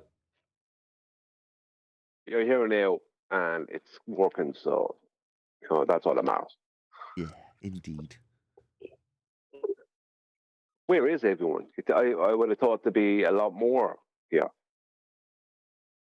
No offense to Adam and Arwen, I just thought that there would be more people. No, we're plenty. We're the And plenty. was there more before I joined? Or Yeah, D Rose was here and Matthew, and I'd expected Neil to be in here. Like, what the hell's going on with him? Yeah, I'm a little Where bit is surprised it? Neil isn't here, actually. I didn't even hear him complain about there not being any show today. What's going on? Strange. Is he all right? That's like a scary sign if he doesn't complain about there not being a show. I don't think it was on QE's show last night either. I don't remember hearing his voice, to be honest. Got Neil. Yeah. I've come down to the house. Dog's giving me evils, making me take her for a walk. So, while this tournament. Yeah, I'm surprised I didn't hear Neil last night. Not seen him mention it either. Hopefully it's just work. His life is turmoil, so you just don't know what's going to be going on with him next.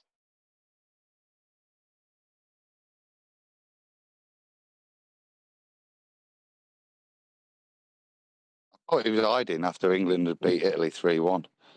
But Did that happen? I didn't even see. I didn't even know what was happening. Was there an international and that happened? yeah, they got a kick in last night. Well, England are the best they've been for a very long time. And I'm still not satisfied. It's just No. not good enough. But yeah, no, they don't know where he is. He's all right.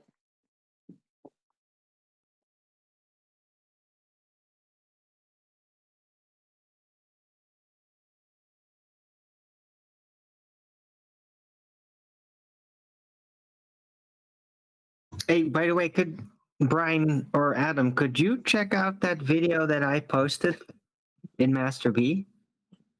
Because that's a guy that's like saying, nah, the Earth can't be flat because of these 3 reasons, and they're all hyper mathematical. I think beyond what I really, where I have grip over things. I have to be honest, but I'm pretty sure that you could point and like immediately see the problem with it. Could you even tell us When what's do you the post reason? it? It's a short video. It's Master B. I'm getting the feeling the Earth can't be flat because of maths, which is not promising for him, is it? But yeah. Where have you posted it? In Master B today? Yeah. Oh, I was just getting. Oh, but it's like right there. Yeah, that's not good. Earth can't be flat because maths. That means you have to pre-assume a load of stuff within his maths as well, doesn't it? That's the only way. Yeah. Yeah, it's terrible. Right, but the weirdest thing about it all is that he's not even like a typical anti-flat earther, and apparently he makes some other interesting research videos, according to one of my followers. Do you remember any of the topics, Arwen? Before I go look at it. So, The other Go topics forward. that he deals with? Yeah, we're killing time. You might as well pull it up and share screen. yeah, the shorts video anyway.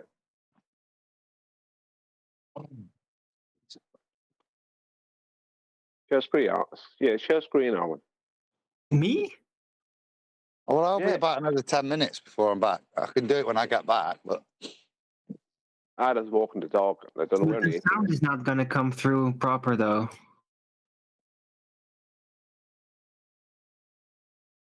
I think Adam has that fixed better when he does it. If it's shared as a tab, it does. Yeah. If it's shared as a tab, it comes through. It does? Yeah. Oh, okay. Okay, I'll Yeah. try. Hold on. Don't share as your screen or share as as just a single thing. Share it as you'll get three options, and one will be as a tab. Share it as a tab on Google or whatever. It'll come through. then tick the box at the bottom that says share. Share audio.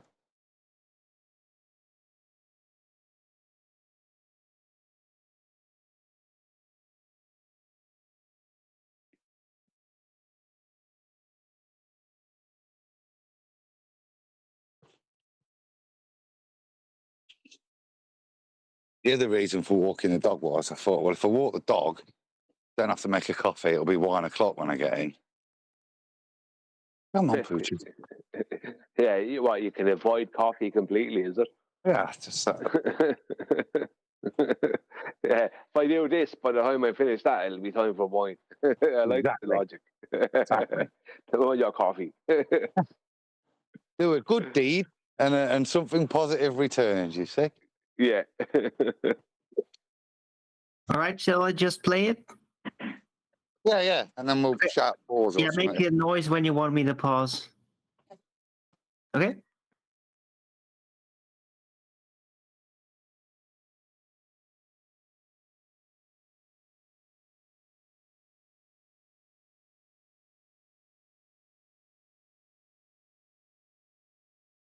We have no sound, Darwin, but it's Yeah, too I don't noisy know. with my kids around to tell you that. What? With no sound. Oh. What? When you pressed on share as tab, did you go down and tick? There's a box. Did you tick say share audio? I thought that I did.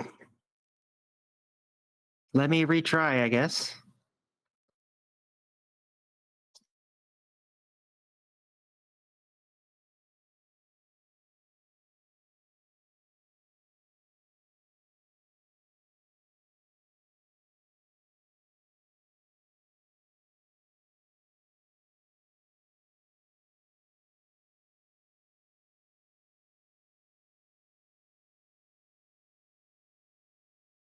It's not giving me that option.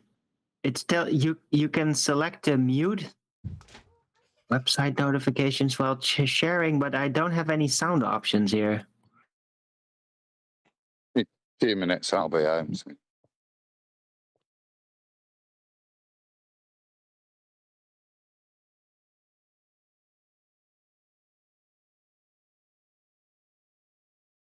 Nothing, Darwin, nothing.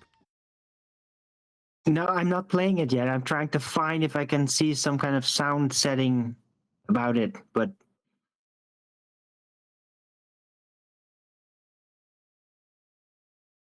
Yeah, you had this problem before. I don't know why it is. I don't know why it happens to you because I can just share a tab and it'll play sound.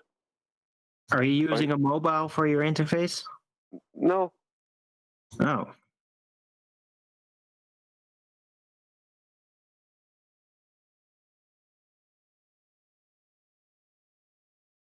I think I can share a sound in other ways as well. can definitely share it with just a tab anyway. Do I need to keep my mic open? No, right? No, you don't have to do that. You should just share the sound from the video. My God, this is painful. Compelling viewing, though. Yeah, I'm Compelling viewing. sorry. You have to wait 10 minutes for Adam to do it then, because I can't get it to work. I don't know why. The sound is not working.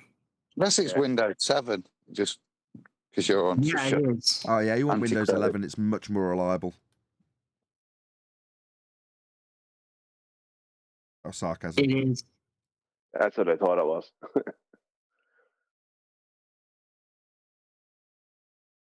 It's weird because it has actually worked before. So I don't know why it's not working. If it's like Discord, make sure you're sharing the application and not the what do you call it, screen 1 or screen 2. Because if you share only the screen, you're only sharing the screen, not the audio. But if you share the application, like let's say if you're sharing YouTube, share the Chrome application, right? To Google Chrome or whatever you're using. If it's like Discord. I'm using Firefox. Well, then share Firefox.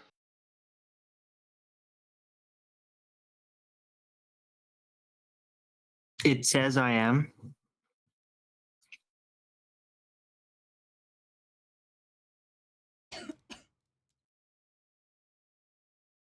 Yeah, I don't know. I think you're better off waiting for Adam in a while. Adam will do it if you can't figure it out. Yep. I can't get the sound to come through. I don't know why. I get the sound out of it, and for some reason you don't. So I don't know why. Oh, well, if we can just chit-chat anyway, that would be nice. Yeah. I have Glenn Williamson at the moment, Rohif, up in arms because I'm pointing out that Eratosthenes needed, almost parallel light rays, right? Which is why the globe Earth is claimed to unbend, not that light is bending around the globe. And he's up in arms about this. It's like, these are the rules of your globe, Glenn. Not my fault you want to stay on the Titanic. You know what I mean? It's like, he's not happy at all. This is really, really bad. I don't know what I'm talking about and all the rest of it. It's like, no, sorry, Glenn. That's not the way over 6 hour works. You know, he's sending me things about temperature gradients and all this. It's nothing to do with temperature gradients. It's got to do with necessity. Ye have to claim, those guys have to claim that their globe is unbending, not that light is bending. Because then Eratosthenes won't have the shadow angles he needs to have that we see in reality. Because if parallel light rays is not coming in parallel straight, right, then you're going to have all kinds of dodgy angles to your shadows. So it's going to be a complete mess. Can't work. Mathematically, it's impossible. But no, he's not getting it, and he's deciding to stay on the Titanic, and that's that. What can you do? You can't. You know what I mean? You're telling someone you're on the Titanic there, it's sinking, and there's a perfectly good boat right next to it. You just have to jump over. Like, we'll catch you, everything. You just have to get on this one. No, it's not sinking as there's ice water coming up around his feet.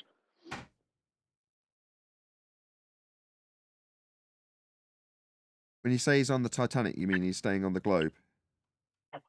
Yeah, I mean, if there was ever a sinking ship, it's the globe. Isn't it? It's like, it's not coming back. It's on the way down. There's no stopping it.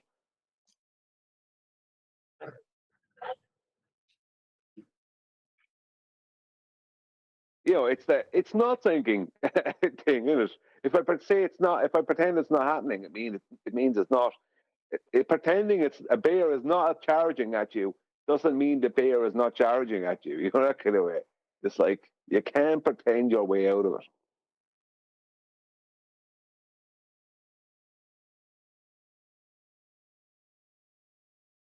Well, no one's attacking the Bad Moon Shadow. So when Adam was here earlier, he was saying that what we really need to do is reiterate it. I know you've obviously already discussed the fact that you're going to be doing it with him. Yeah, I think Betty was looking for us to do it on QE Live. I think it's a good idea to redo it on QE Live and that kind of thing, because they try to ignore things like the Bad Moon Shadow. That's basically what happened. Completely ignored it. The same with the thing from last Saturday, the full moon in the daylight. They ignored that as well. Because that's what they need to do. Ignore it. With the exception of one or two comments, but basically it was ignored. And we need to just put more light onto the things they ignore. Why did they ignore them? Why do they not want to talk about them? Yeah, fell. Because they're devastating. Yeah, sorry. I was telling my daughter I was listening to what you were saying, and then I fell off a ledge in my game. Died. Sorry. No, it's a game. I wonder if that will work for us too if we just ignore the globe. If it will go away. Someone asked me in the comments if I play Fortnite because it's a flat Earth. Yes, it is. Every video game's flat Earth. That's Starfield. one of them. As soon as you're on that surface, the way no computer games render things on a ball. Even Way things like Mario even Galaxy that, does, doesn't you it? travel from ball to ball, but once you get to a planet, the way they render the graphics is flat. Yes, I'm glad you added that because I said Starfield because you're flying around to all these different planets. Once you're on the surface of the planet, it's rendering it flat, not rendering it a ball. Just like the exception. Go on. An exception would be Mario Galaxy, wouldn't it? Or Sonic. There's certain levels of Sonic where you're running around on a ball, and it's noticeable. Oh yes. Yes, it would be.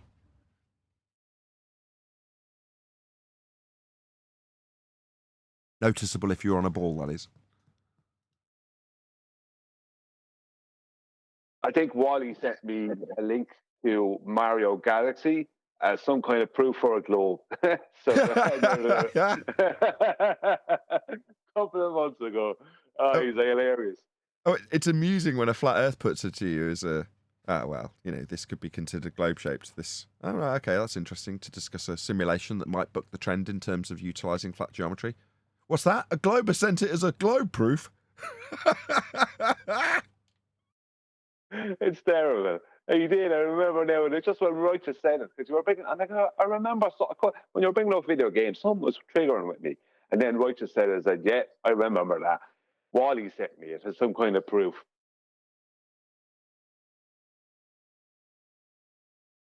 Wally's an idiot. A Wally, you could say. Right, have you got this up now, Adam? I've changed it. I've gone to Sonic on a sphere. Watch. Sonic on a sphere. Oh God! Look at your horizon. Look at your horizon.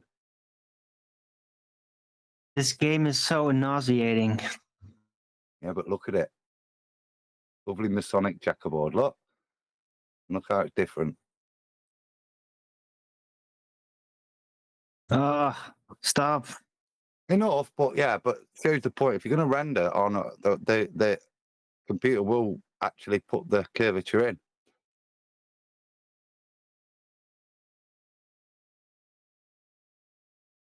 All right, let's get back to the other one.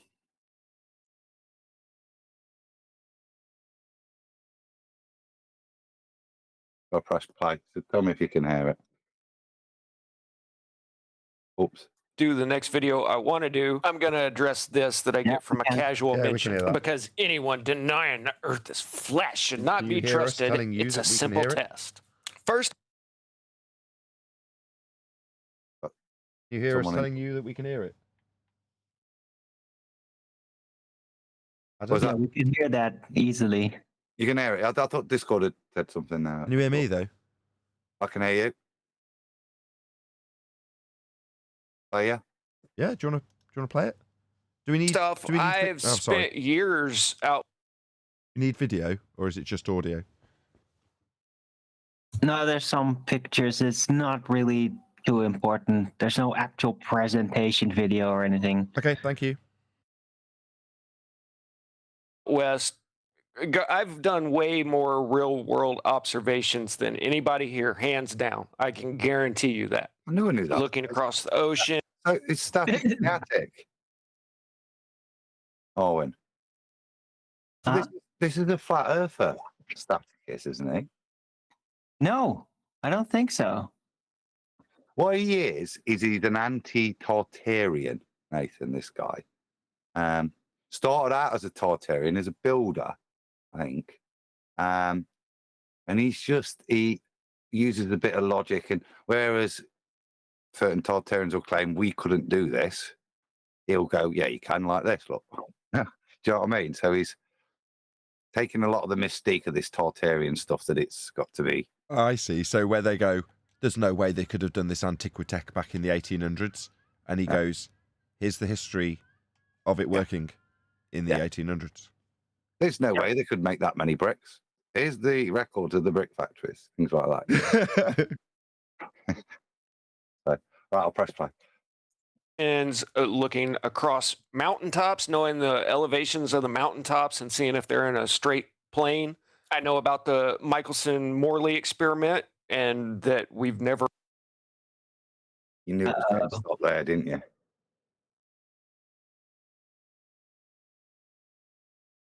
So he's citing the Michelson-Morley demonstration as a proof of a ball, Owen. I'm not sure yet. Okay. Let him play. I'll let him go. For proven that we're actually moving at all. Nobody has proven beyond a shadow of a doubt that we are not stationary right now. I personally find it all but inconceivable that we're moving at 66,000 miles an hour, 10 times the speed of sound, and not experience any type of Doppler effect with all that motion. I also think that this is all a big circus at the taxpayer expense, probably one of the biggest financial grifts ever. You were right. He is actually a flat earther. I didn't pick up on that before. Yeah. I thought he was. And if you read the title, answer these questions and I'm your Huckleberry. Here's your big chance to show how dumb I am. So he's out. Yeah. I'll carry on anyway. Ever, and that they fake a lot of this stuff, pretty much all of this, the actual watching them float around. And I can go on. There's a lot of things that don't add up. But that doesn't mean that your model is correct. If it's simple, then you should be able to write out very simple questions to the three main things that I'm going to bring up here. Not, oh, but what about, no, these three things, that's it. I want you an answer to these three things. And then I'll be on your side 100%, I promise. I'm a very logical thinking, straightforward guy. I think everybody knows this by now. Answer these questions and I'm yours. I don't do graphics, so you'll have to just bear with me here. So on this model, this is the path of the sun in the summertime. This is what explains the seasons, is the sun is high overhead in North America in the summer. And then the sun works its way down to wintertime, being on a orbit that's around the much bigger orbit around the southern continents. So this is the sun in a North American winter, and this is the sun in a North American summer. Now, it takes 24 hours. I'm only pausing it just to go, Yeah, he's the disker. Yeah, it's not an orbit either. Well, that's why I paused it, Brian, because in this context, it's not a three-dimensional orbit. It's orbiting above the plane. Well, unless orbiting the North orbits Pole. do need a flat Earth, so maybe you could call it an orbit. That's the orbit of the magnetic mountain that is there, of course, at the North Pole. I would probably say circuit, personally, but I don't. He's not assuming an orbit, is he? He's in terms of it being going over and around a ball. He's just describing. I suppose it's just the same, really. It's physicality assumption bias, I suppose. Little pedantic, but I'll play. For the sun to go from 12 o'clock there, make one full rotation and get back to that arrow. then in the wintertime, it's a much larger diameter going around, but the sun still makes the trip all the way around in exactly 24 hours. So the sun would have to either speed up to make that larger diameter circle, or it would have to slow down to make the smaller diameter circle in the same amount of time. And this is just a mathematical fact that it takes longer to go around a larger diameter circle at the same speed. Now, I can actually make an argument for why Yeah. this happens, but I'm going to let you guys, because you're the scholars here, that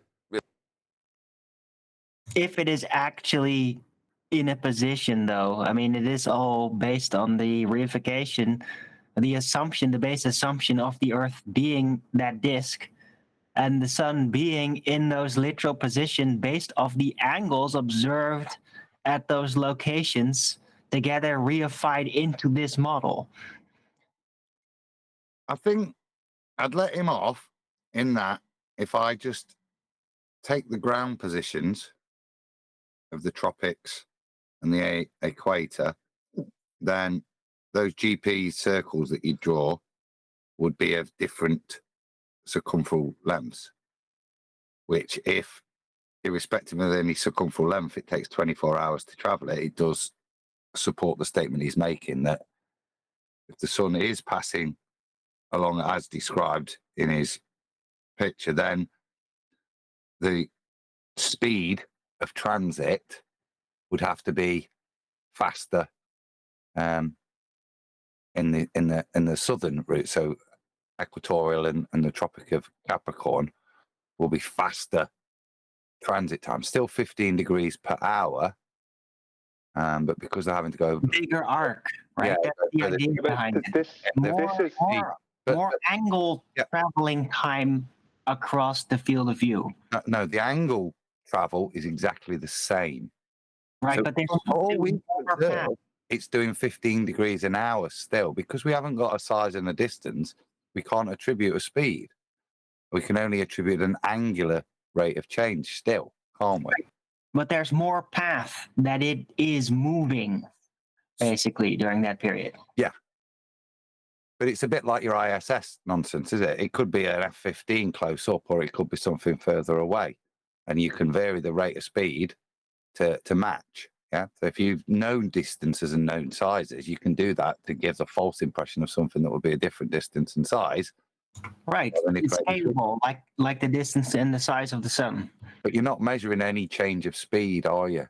Because you're only still measuring 15 degrees per hour. You're not measuring any speed you measure is described in degrees, isn't it? Not distance. So, and it stays the same irrespective of the path, the circuit that the sun's taking. It's 15 degrees per hour, which would have the implication of having to slow down and speed up, but we wouldn't be able to measure that. We can only measure angular speed. well, what this is actually shown by Kepler. This is the thing. People don't pay attention to Kepler's analemma.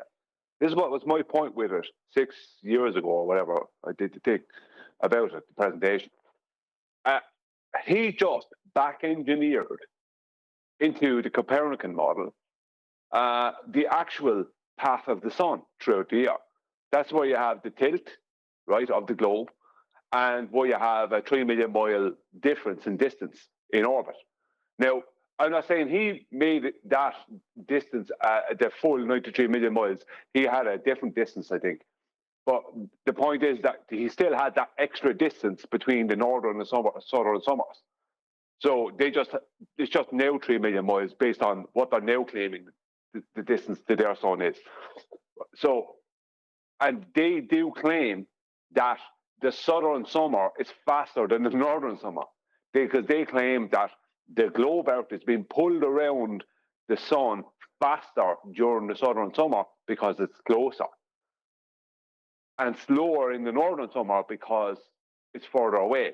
Gravitational attraction, which is nothing to do with Einstein, right? But that's a separate argument, let's just say.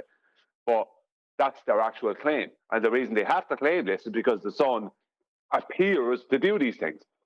We don't know what it's actually doing, or how it does it, or what it is. But if you take the path that it takes, then logically you would say, from a geometric or point of view, or even though you can't deal with it geometrically, that it is speeding up.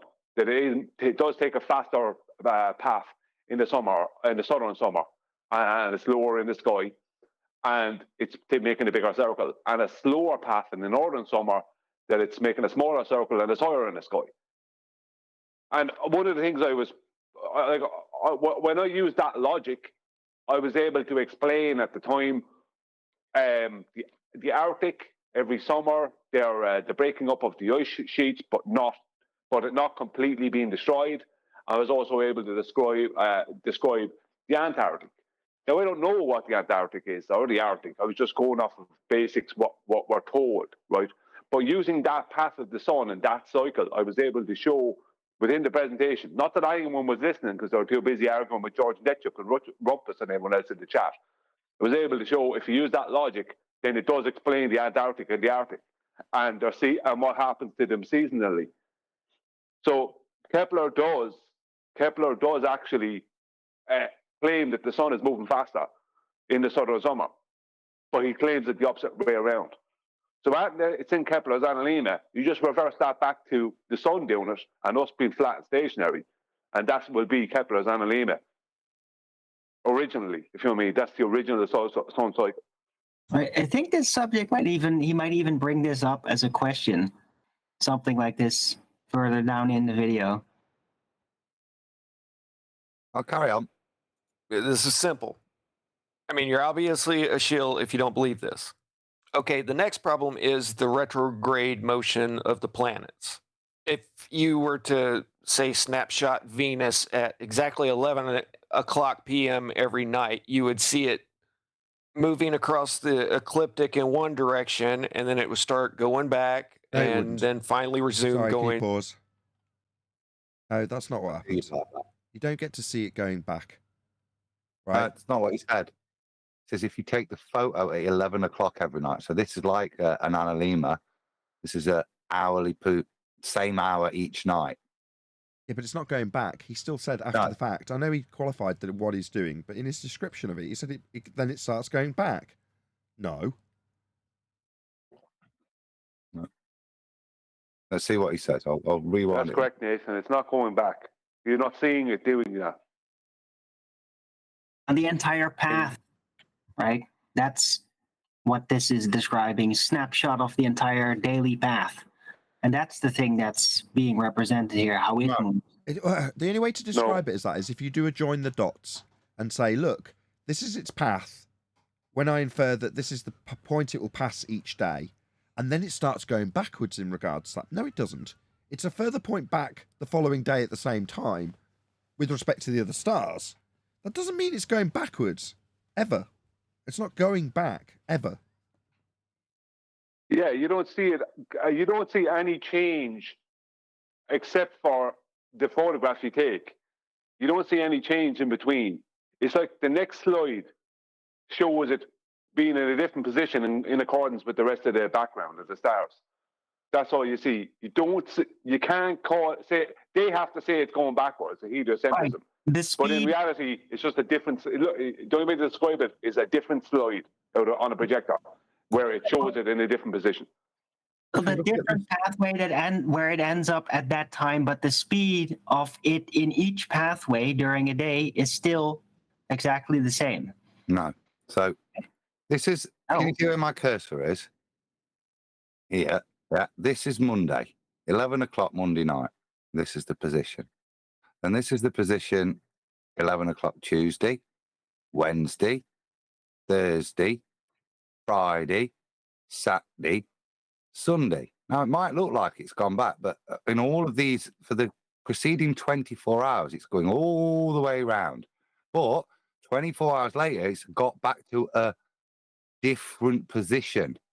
Now, this position difference varies, as you see here. Look, so Tuesday, Wednesday, Thursday is still getting a little bit further ahead than it was the night before, but then it's not quite as far ahead, and it's not quite as far, but it's still going around in the same circle. But after the 24 hours, the position it reaches is different. It's not exactly the same, and that's what this, whether this is Mars or Venus as analemma, nightly analemma. It doesn't matter, but that's what the analemma is. It's not. It's going backwards now. It's no look. It's not made it as far as last night, or it's made it a bit further than last night.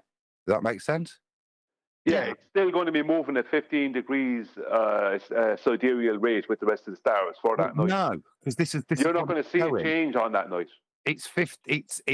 It's not 360 degrees, is it? Because if we take Monday, look, Tuesday, Tuesday was 360 degrees, it'd be where it is, but it isn't. So No, hang on. No, I think you're reifying it. No, listen to what I'm saying. The number of degrees of change, which should be 0, yeah, if it's gone in 24 hours at 15 degrees per hour, but it doesn't with respect to the star field and respect to local time. This is its different, slightly different position with respect to solar time. But if you take that 11 o'clock, any of those nights, that observation, and you measure its rate through the sky for you between 11 o'clock at night and 1 o'clock in the morning, you'll get 30 degrees. Yeah. That's the point I'm making. So, you're saying no because it's going to go. It won't have got 3. No, last night's slide did go 360. This is tonight's slide.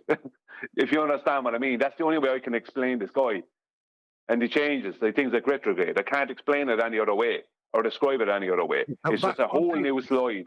It's not retrograde. So as we've orbited here, we've orbited a little bit more than last night, and the same here. And the same here, and then the same here, right? A tiny little bit more, and then suddenly not as much, not as much, not as much, not as much. And the rate of look at the rate of change between each dot. They get bigger and smaller. Rate of change here, look, and then it starts to expand like it's expanding here and here. The rate of change varies. Well, that's what's interesting, and that's what shows that these are independent movements of the star field, the planetas. That's what they are, the wandering stars. I would say, and I would view it different. I would view it as you see it moving at 15 degrees per hour, right, tonight, in the position it's in tonight. Then tomorrow night you see it in a different position and it's moving at 15 degrees per hour for you, but you don't get the 360 degrees. You only get to see the 15 degrees per hour that you get to see, which is not going to be a full 24 hours. You're going to see only whatever amount of nighttime you have. So what I say a slide like on a projector, it's like a very, very advanced projector where, I know I'm not making claims of what the stars are, I'm just saying it's like tomorrow night's slide will be different from tonight's slide. I can believe that tonight's slide went around 360 degrees, but then there's no way that could have happened and then it be in a different position. It would have to have been moving at a different rate than 15 degrees per hour to a different rate to the rest of the stars if it was going to be in a different position. How about this? Hold on. Let me just try and recontextualize Brian's example.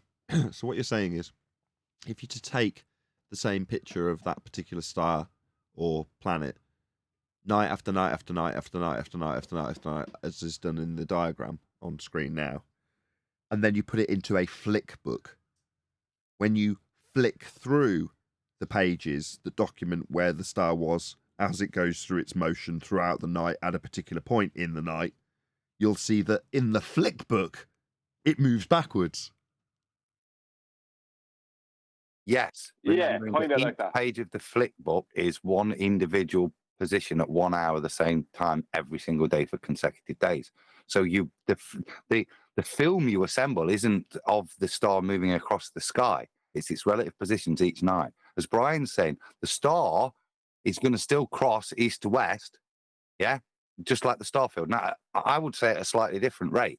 It's separate, which is why you have the positions of the planets separately. They have their own positional rate and different to each other as well. They're all a bit like the moon. You know, those luminaries act on their own in governance with the sun and the main star field, but they've got their own rate, each of them, and that's why you're seeing this. That's all it is. But as you're saying, I'm not disputing any individual night. All you're seeing is, let's call it Mars, track with the stars, but there will be a slight difference. There will be a slight variance as Mars tracks against the star field. And And that's what you're seeing there. That same snapshot every night. So yeah, it would go backwards in your flickbook, but your flickbook isn't painting reality of the movement of the stars. It's a false cartoon you make, isn't it? Yeah, I can understand you saying it's a false cartoon. Now, but my point being, are the planets claimed to have a different per hour rate than the star field, than the main star field? Or are they also claimed to be, I have to check that, to be moving at 15 degrees per hour? Because that's my point. If they're moving at 15 degrees per hour, and you can see them and measure them moving at 15 degrees per hour for you tonight, and then tomorrow, the same planet, if they want to, let's just call it a planet for ease of explanation, is in a different position, and you measure it at 15 degrees per hour, moving with the rest of the star field at the exact same sidereal rate, then that means that there isn't, like, that's what I mean by the 360. Look if at the image they have to be moving at a different rate.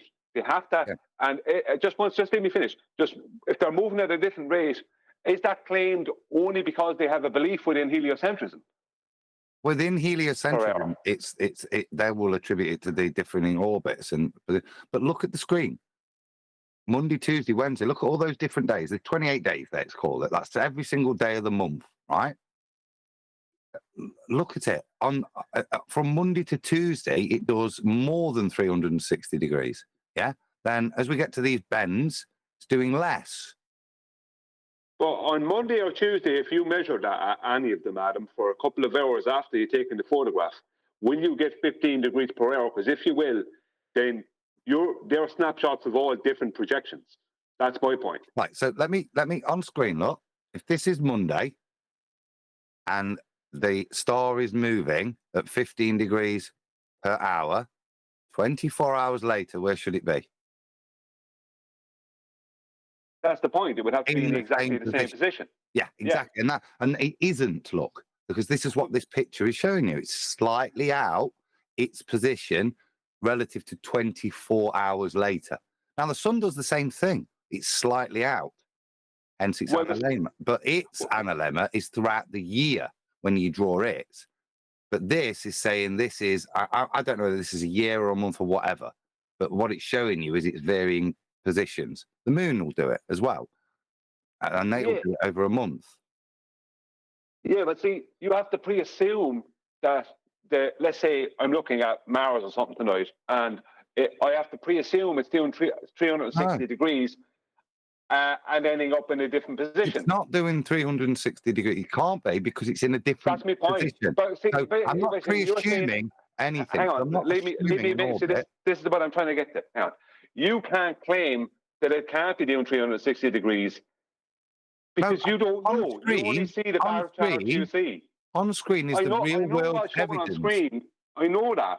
Yeah, we're never going to get through this video. 360 degrees, isn't it? Or less than 360 degrees relative to the night before, as demonstrated in the picture.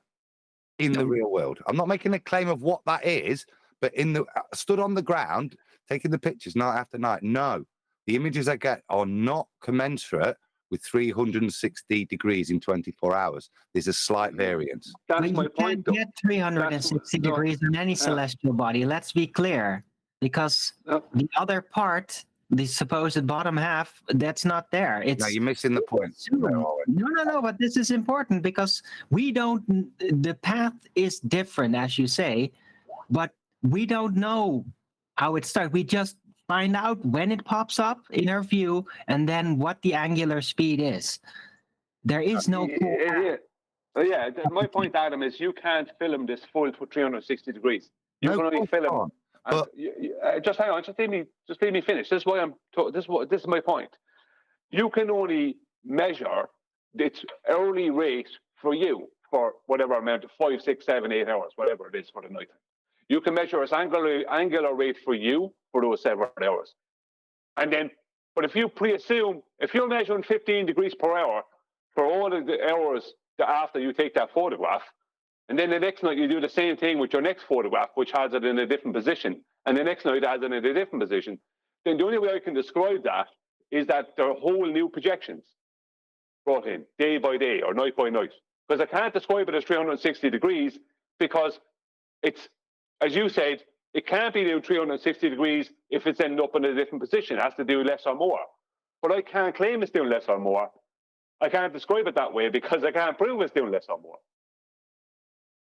I only have the power to the sky during the night time that I see. I can't see the 360 or any the deviation from 360.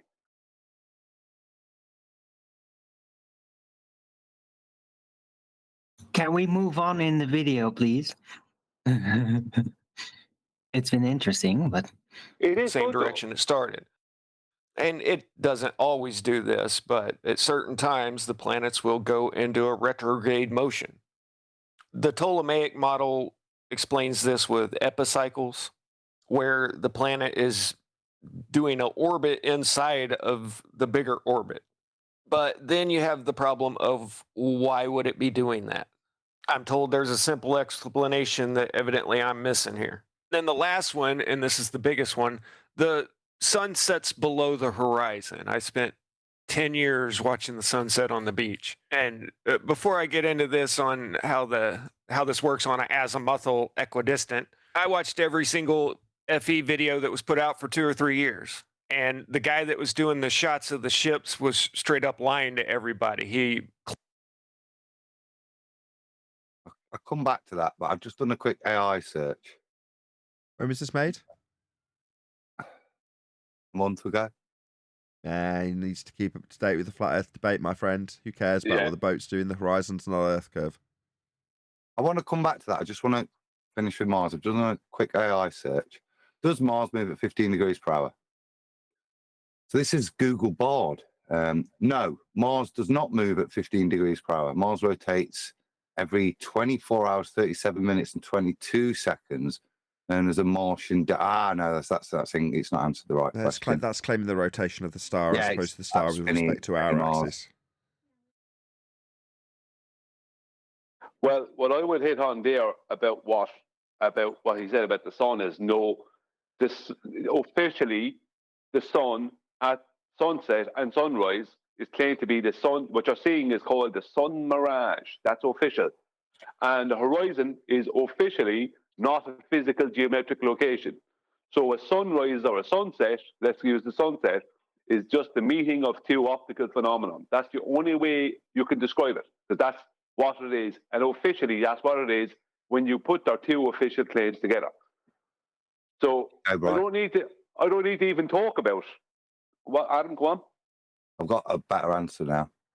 Just 1 second. I just want to finish off this. I just want to say I don't even need to talk about how a sunset works on a flat Earth nonsense. I just give the official explanation, which is that both a sun at the horizon and the horizon itself are optical phenomena. So you have the meeting of two optical phenomena, like the meeting of two mirages, if you want to say it like that. You know what I mean? That's what the sun set is. So they're not even officially, they can't even claim that it's going down behind a physical sun is going down behind a physical horizon. So this guy is behind.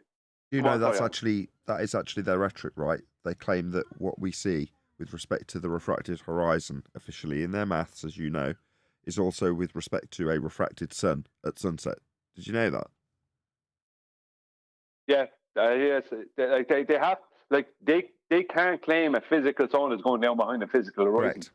Correct. They can't do that. Correct. So it's a refracted sun going beyond a refracted non-geometric horizon. That's right. But they're not even claiming it's going behind it when they talk about the sun mirage. They're just saying that you're seeing what appears to be a sun melting into the horizon, basically. They can't even claim it's going behind anything. No, when you actually have it on screen depicted in that way at the diffraction limit, where you get that, with the Rayleigh blobs, the point of dissolution, you see that in effect with the sun, for whatever reason, right at the horizon. Well, it's like you say, turning into a little blob, then it turns into a little figure of 8, then it kind of fades out, for want of a better word. Yeah, and what's the horizon? Non-geometric location. That's you know what I mean? Officially, it's a constantly refracted position. It does debunk the notion of it being a hill, though, doesn't it? If you think about it, because in terms of what a hill would do, I can obscure the sun with a hill, right? Or I can do it with a bit of paper. You can imagine lying down close to the crest of a hill so that you can obscure a sun that's low to the horizon with the hill itself. But as you lower and force that physical limitation with the hill, you can see the geometry of the physical limitation and how it physically cuts off half the sun as it goes down beneath it. And then as you rise up, you get 1/3 of the sun, and then 1/8 of the sun, and then none of the sun. But then you can bring it back again as you go up and, raise your elevation to raise your position above the obstruction of the hill. But that behavior is how the sun would behave the moment it went over a hill.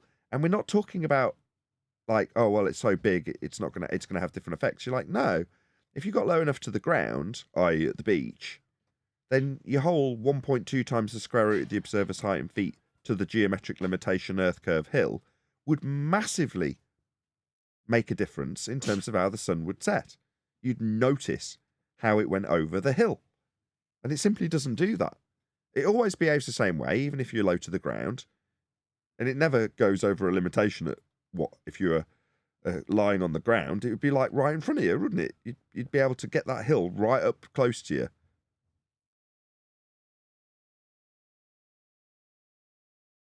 Just doesn't behave that way. We're going to play through a bit. No, it doesn't. We're going to play through a bit more of the video. I'll press Adam, play. something Just one thing. Just leave me just go on, Adam. I just wanted to add something in at the end of Nathan. And then I'll come back to the other point. No. Okay, I'll be quick. The thing about the sun is that when Neil deGrasse Tyson was able to go up to the top of the Burj Dubai, which is the present the tallest building in the world, and see the sun set a second time, the reason he was seeing it set a second time is because it didn't set in the first place. Not that he's looking over a curve. It's that what he's seeing is the sun mirage meeting a non-geometric horizon twice. Yes, that's correct. But also, and he can't do that with the stars. That won't work with the stars. Sure, but what you're doing with the sun is you're widening your angle. If you go up the Burj Khalifa or the Taipei 101 or whatever high building, you go up and you're widening your angle to the deck. So therefore, the point of dissolution becomes further. Yeah? Change the parameters, haven't you? How far you can see away. So therefore, what the point of optical dissolution will be. As Nathan said, you've opened the angles to the deck, so that point will be further in the distance than compared to lower down when you're lower down, because the parameters are very, very different. And it just shows you that you're traveling over. If it's disappearing over the hill, it's gone over the hill, hasn't it? You're not going to pull it back as profoundly as you do when all you're doing is changing your perspective view. Because that's all you do when you go up. You change the perspective rules, not the geometry rules. Yeah? Exactly. But if it was obscured by a hill at the limitation that they claim, that would remain the case regardless of your altitude beyond a certain point. Whereas in reality, you're widening your angle to the deck, and meaning that the distance that you can see across the plane has increased. That's it. Yeah, it's for you to see the sun once it's gone behind the hill from your apparently gone behind the hill from your position. You have to go to the top of the hill to see it again. So you'd have to run to the horizon to see the sun again on a globe, because just rising up in the air won't do it. If the globe is rotating, it's not going to work. The sun is going to keep on disappearing behind that physical hill. Exactly. The hill would become a very physical and literal obstruction, as they claim it to be. It's only when it's put under scrutiny that you realise it isn't. Yeah, and the thing about it is the stars, that only happens with the sun, because the sun, when as I said, it's a sun mirage meeting a non-geometric horizon. With the stars, don't even meet the horizon. They just disappear slightly above the horizon, a couple of degrees above the horizon. They just disappear off into the distance. And when you go higher, you can't bring them back like you can with the sun, because they're gone. It's not that, the sun, you can still see the sun. You can still see the mirage of it, whatever, the sun mirage. You can still see the sun and the sun mirage. You can still see that. But you can't see the stars. They're gone away. They're too far. You can't see them. That's why you can't do that with the stars. So going up higher won't bring back the stars. Yeah, Adam, sorry. I'll jump back and then I'll press play again. So I think we found some homework for us, Brian, here in the description, which I find intriguing. The movement of Mars in the night sky depends on a number of factors. And this is the interesting bit, including the observer's latitude. I'll bury that. The time of year and Mars's position in its orbit. However, on average, Mars moves about 13.4 degrees per hour in the night sky. Go on, Brian.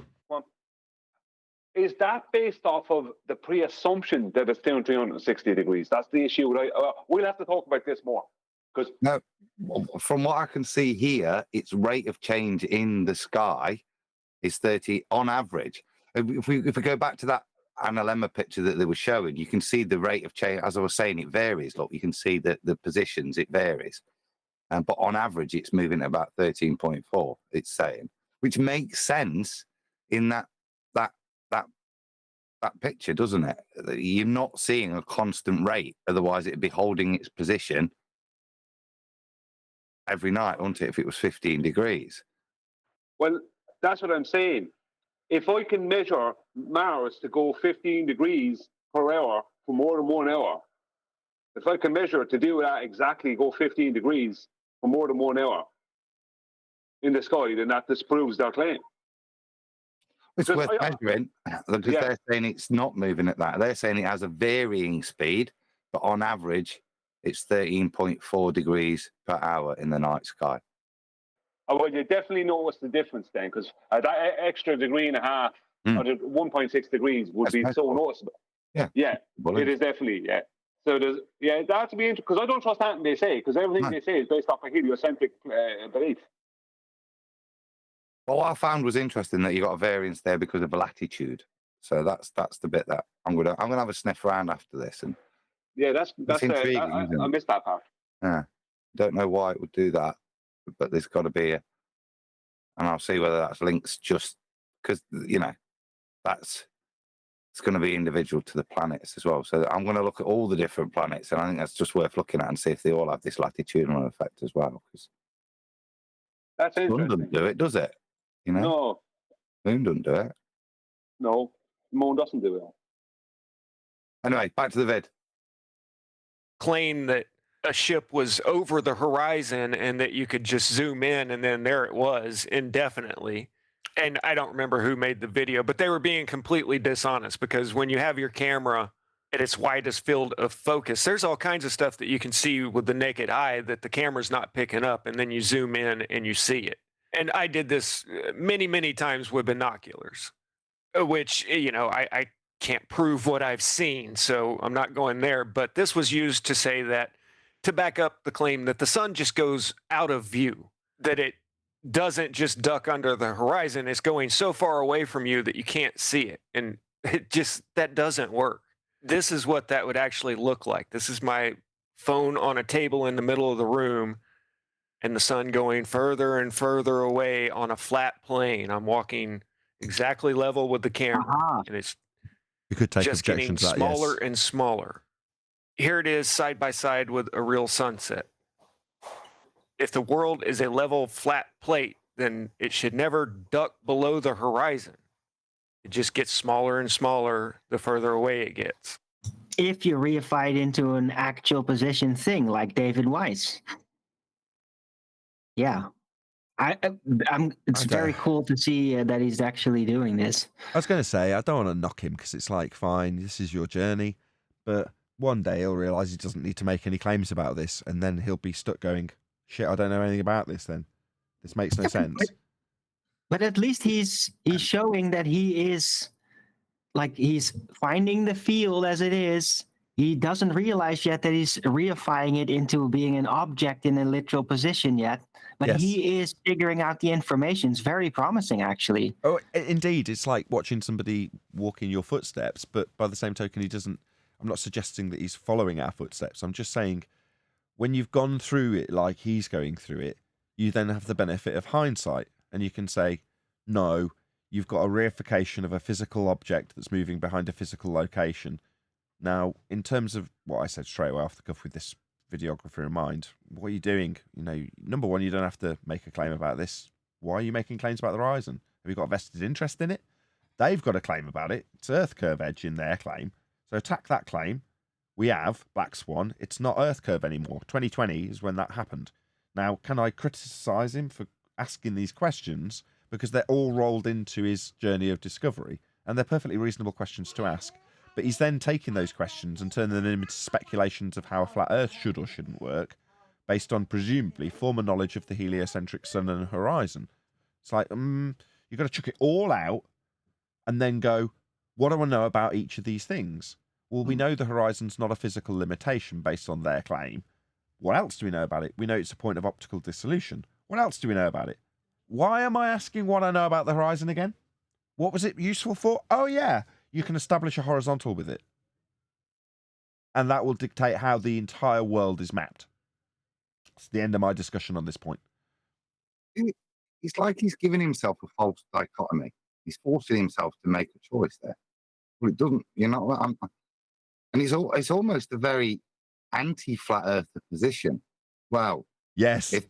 Yeah. Well, hold on. This is the same position that I would have like years ago, right? I would be the guy breaking in and saying like, hey, but it's not doing that. And this guy's actually got some kind of video to back it up with. I didn't even have that. I just say like, no, I don't think so. What if the equator is a straight line, right?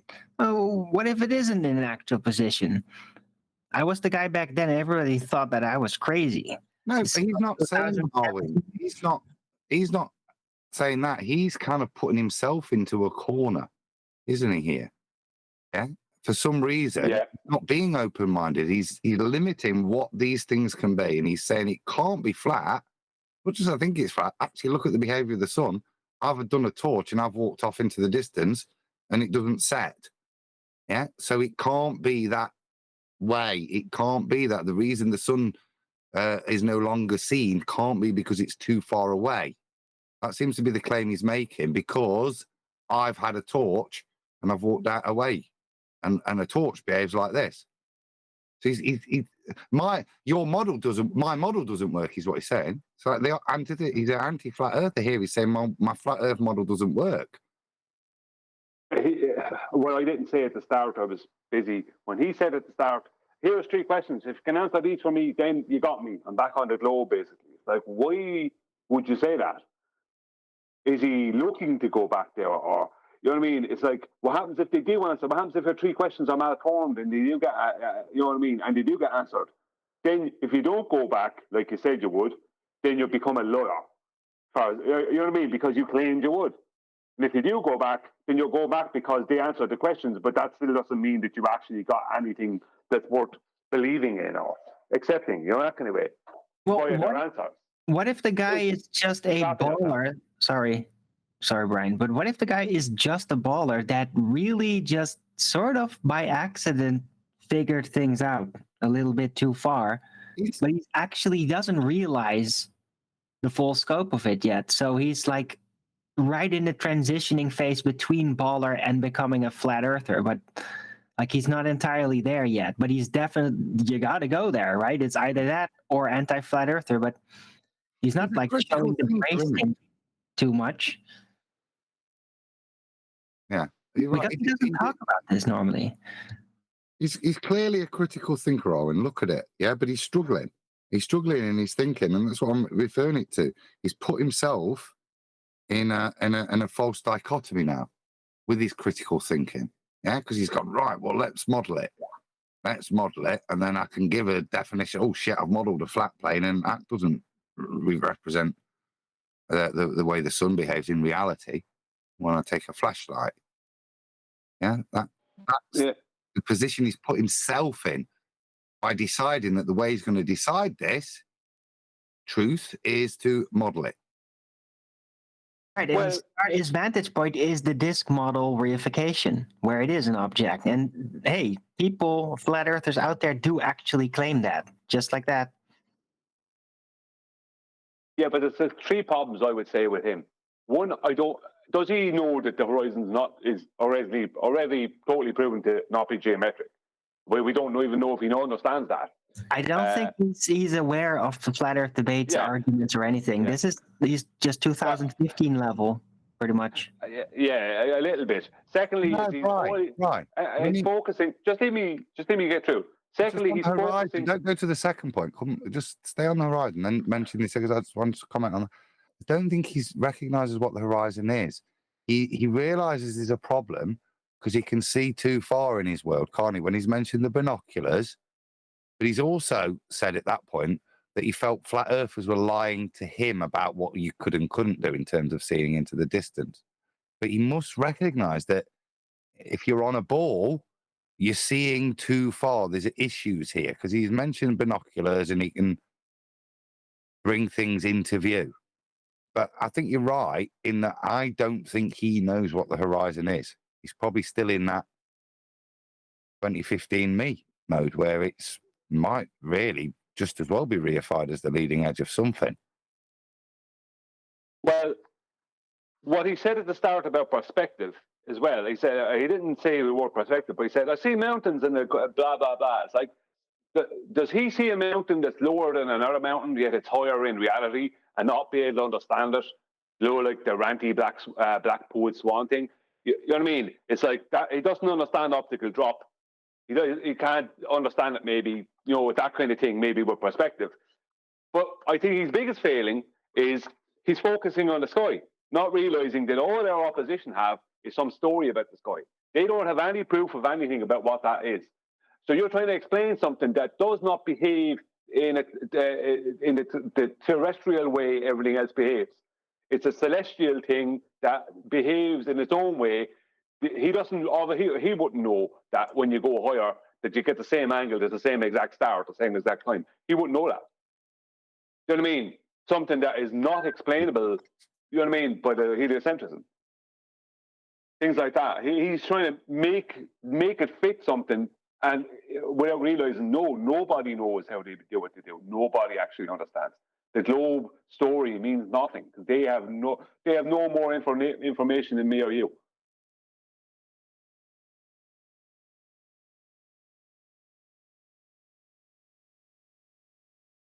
Let's continue. Adam? Might have run away so that he doesn't have to play the video. Or he's getting a brew. I think he said something about, I thought I heard 2 seconds or something being said there. Okay. So he might have just popped. I've done 2 hours and 28 minutes of recording at full stress on this computer, which tells me there's nothing wrong with it. It's fine again. So. It's 2 more minutes in the video, or 1. We're almost there. Do you want to play a bit more Minecraft, Eleanor? After your pajamas are on, do you want to play a bit more Minecraft? Because it stresses the computer quite nicely. Go on then, sit down.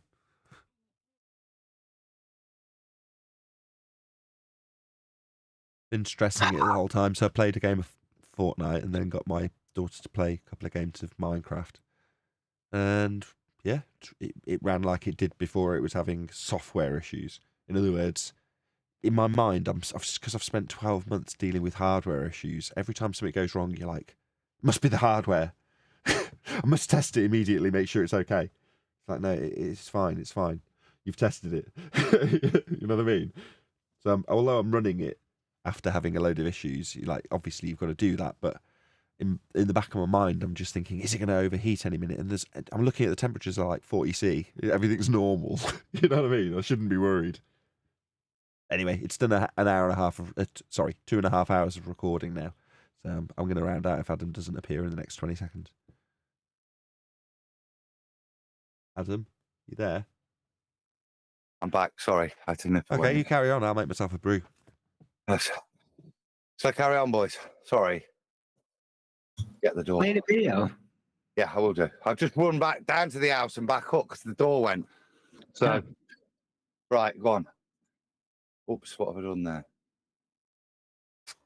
Yeah. Now, this is what happens if I take the sun and I stay the same distance away from the camera and drop down slowly.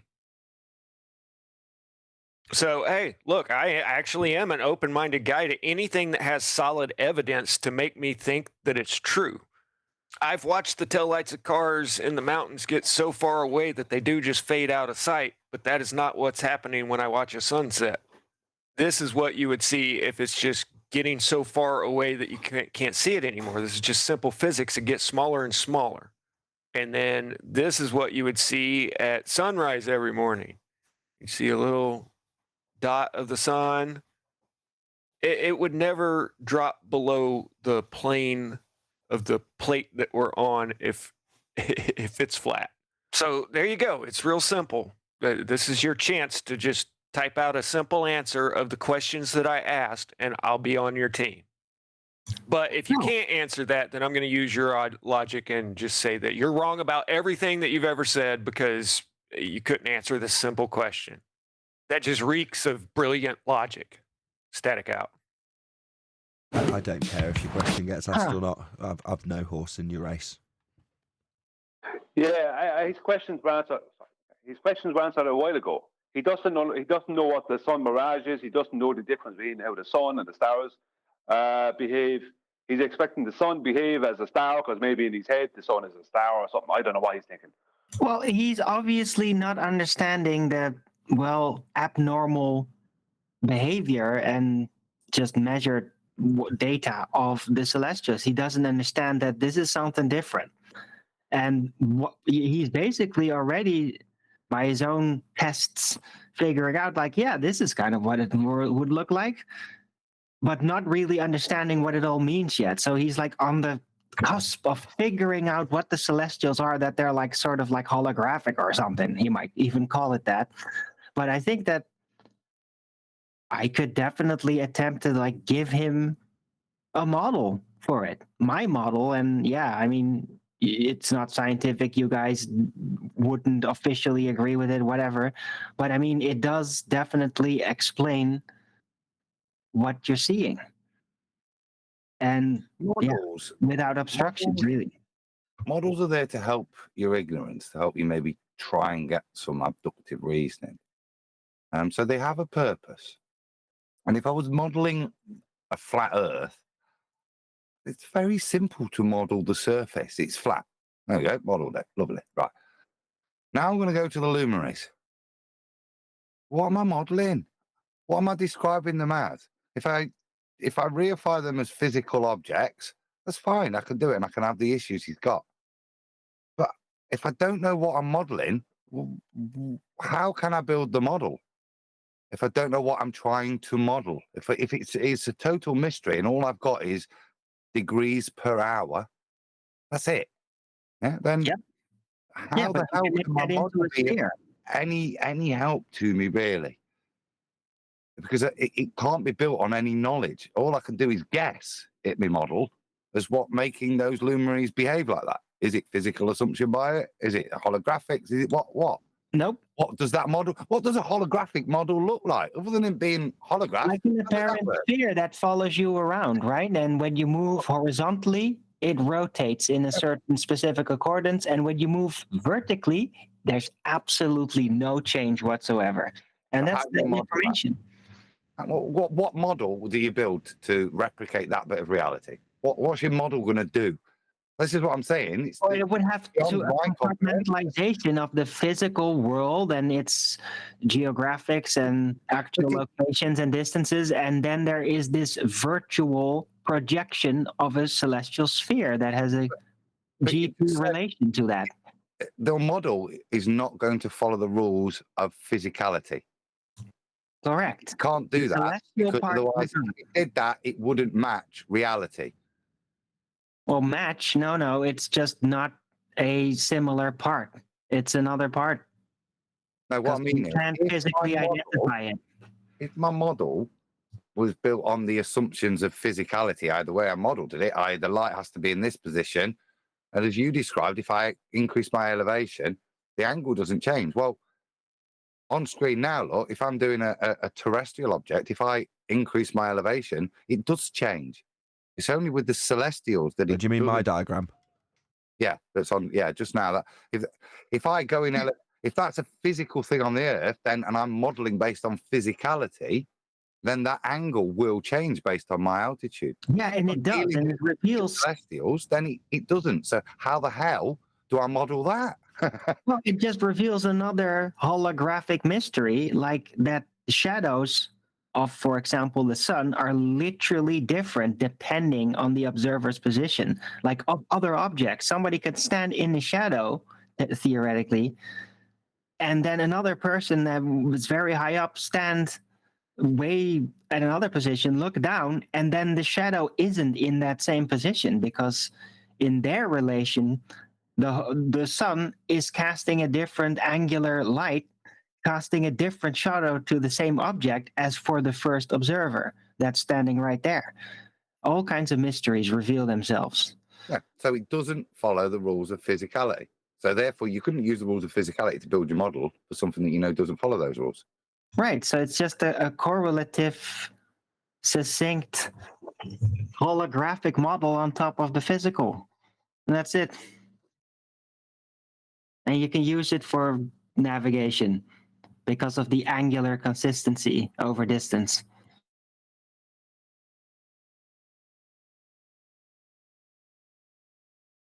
Irrespective of altitude. Right, well, you're going to travel horizontally mostly, you know? You can't even travel vertically that much. But what are you going to explore vertically? Nothing. Not what I meant. I know.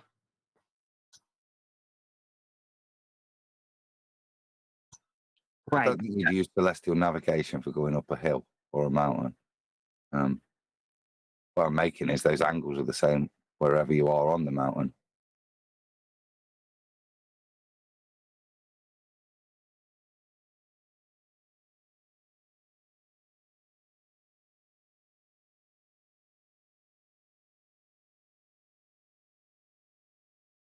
Right, Well, so I thought it was a pretty interesting video to review.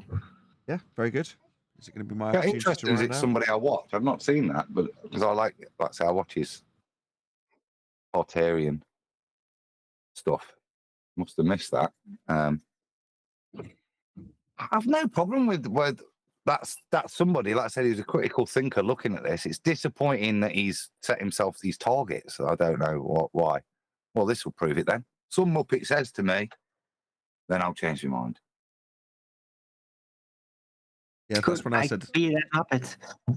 That's when I said I don't have a horse in your race. It's like, I'm not here to convince you. Unless he's just goading for, you know. Yeah, it's poking the bear of the audience, isn't he? Probably.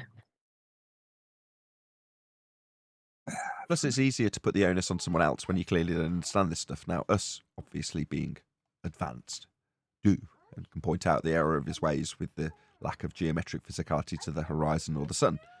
But for him, you know, more power to you, mate. You know, put it out there as a challenge and hope that someone will come to you like us. Maybe this is what you were hoping to achieve, and having us respond to him and tell him, what are you talking about? The horizon's not physical, hasn't been since 2020.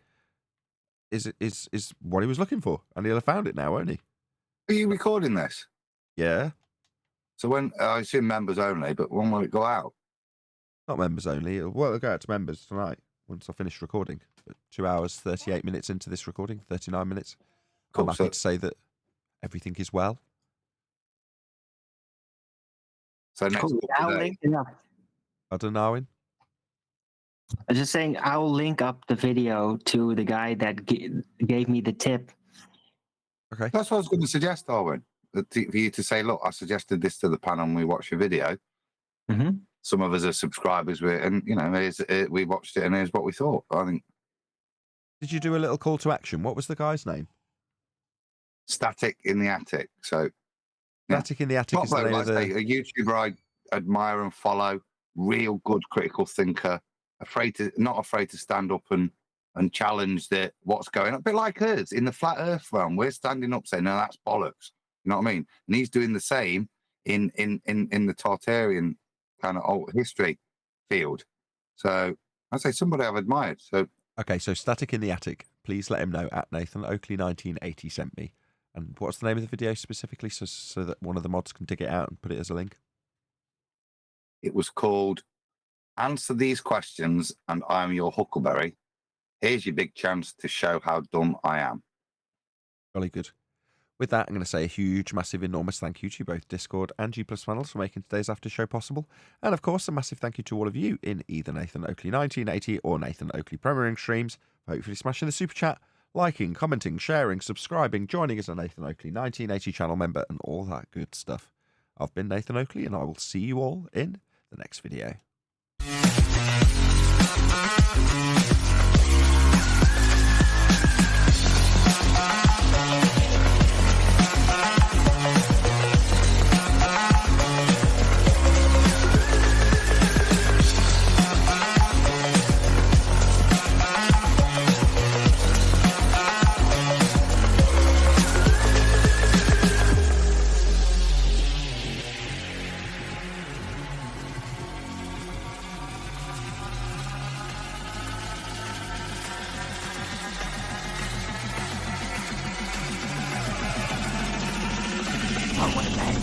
What a lovely day!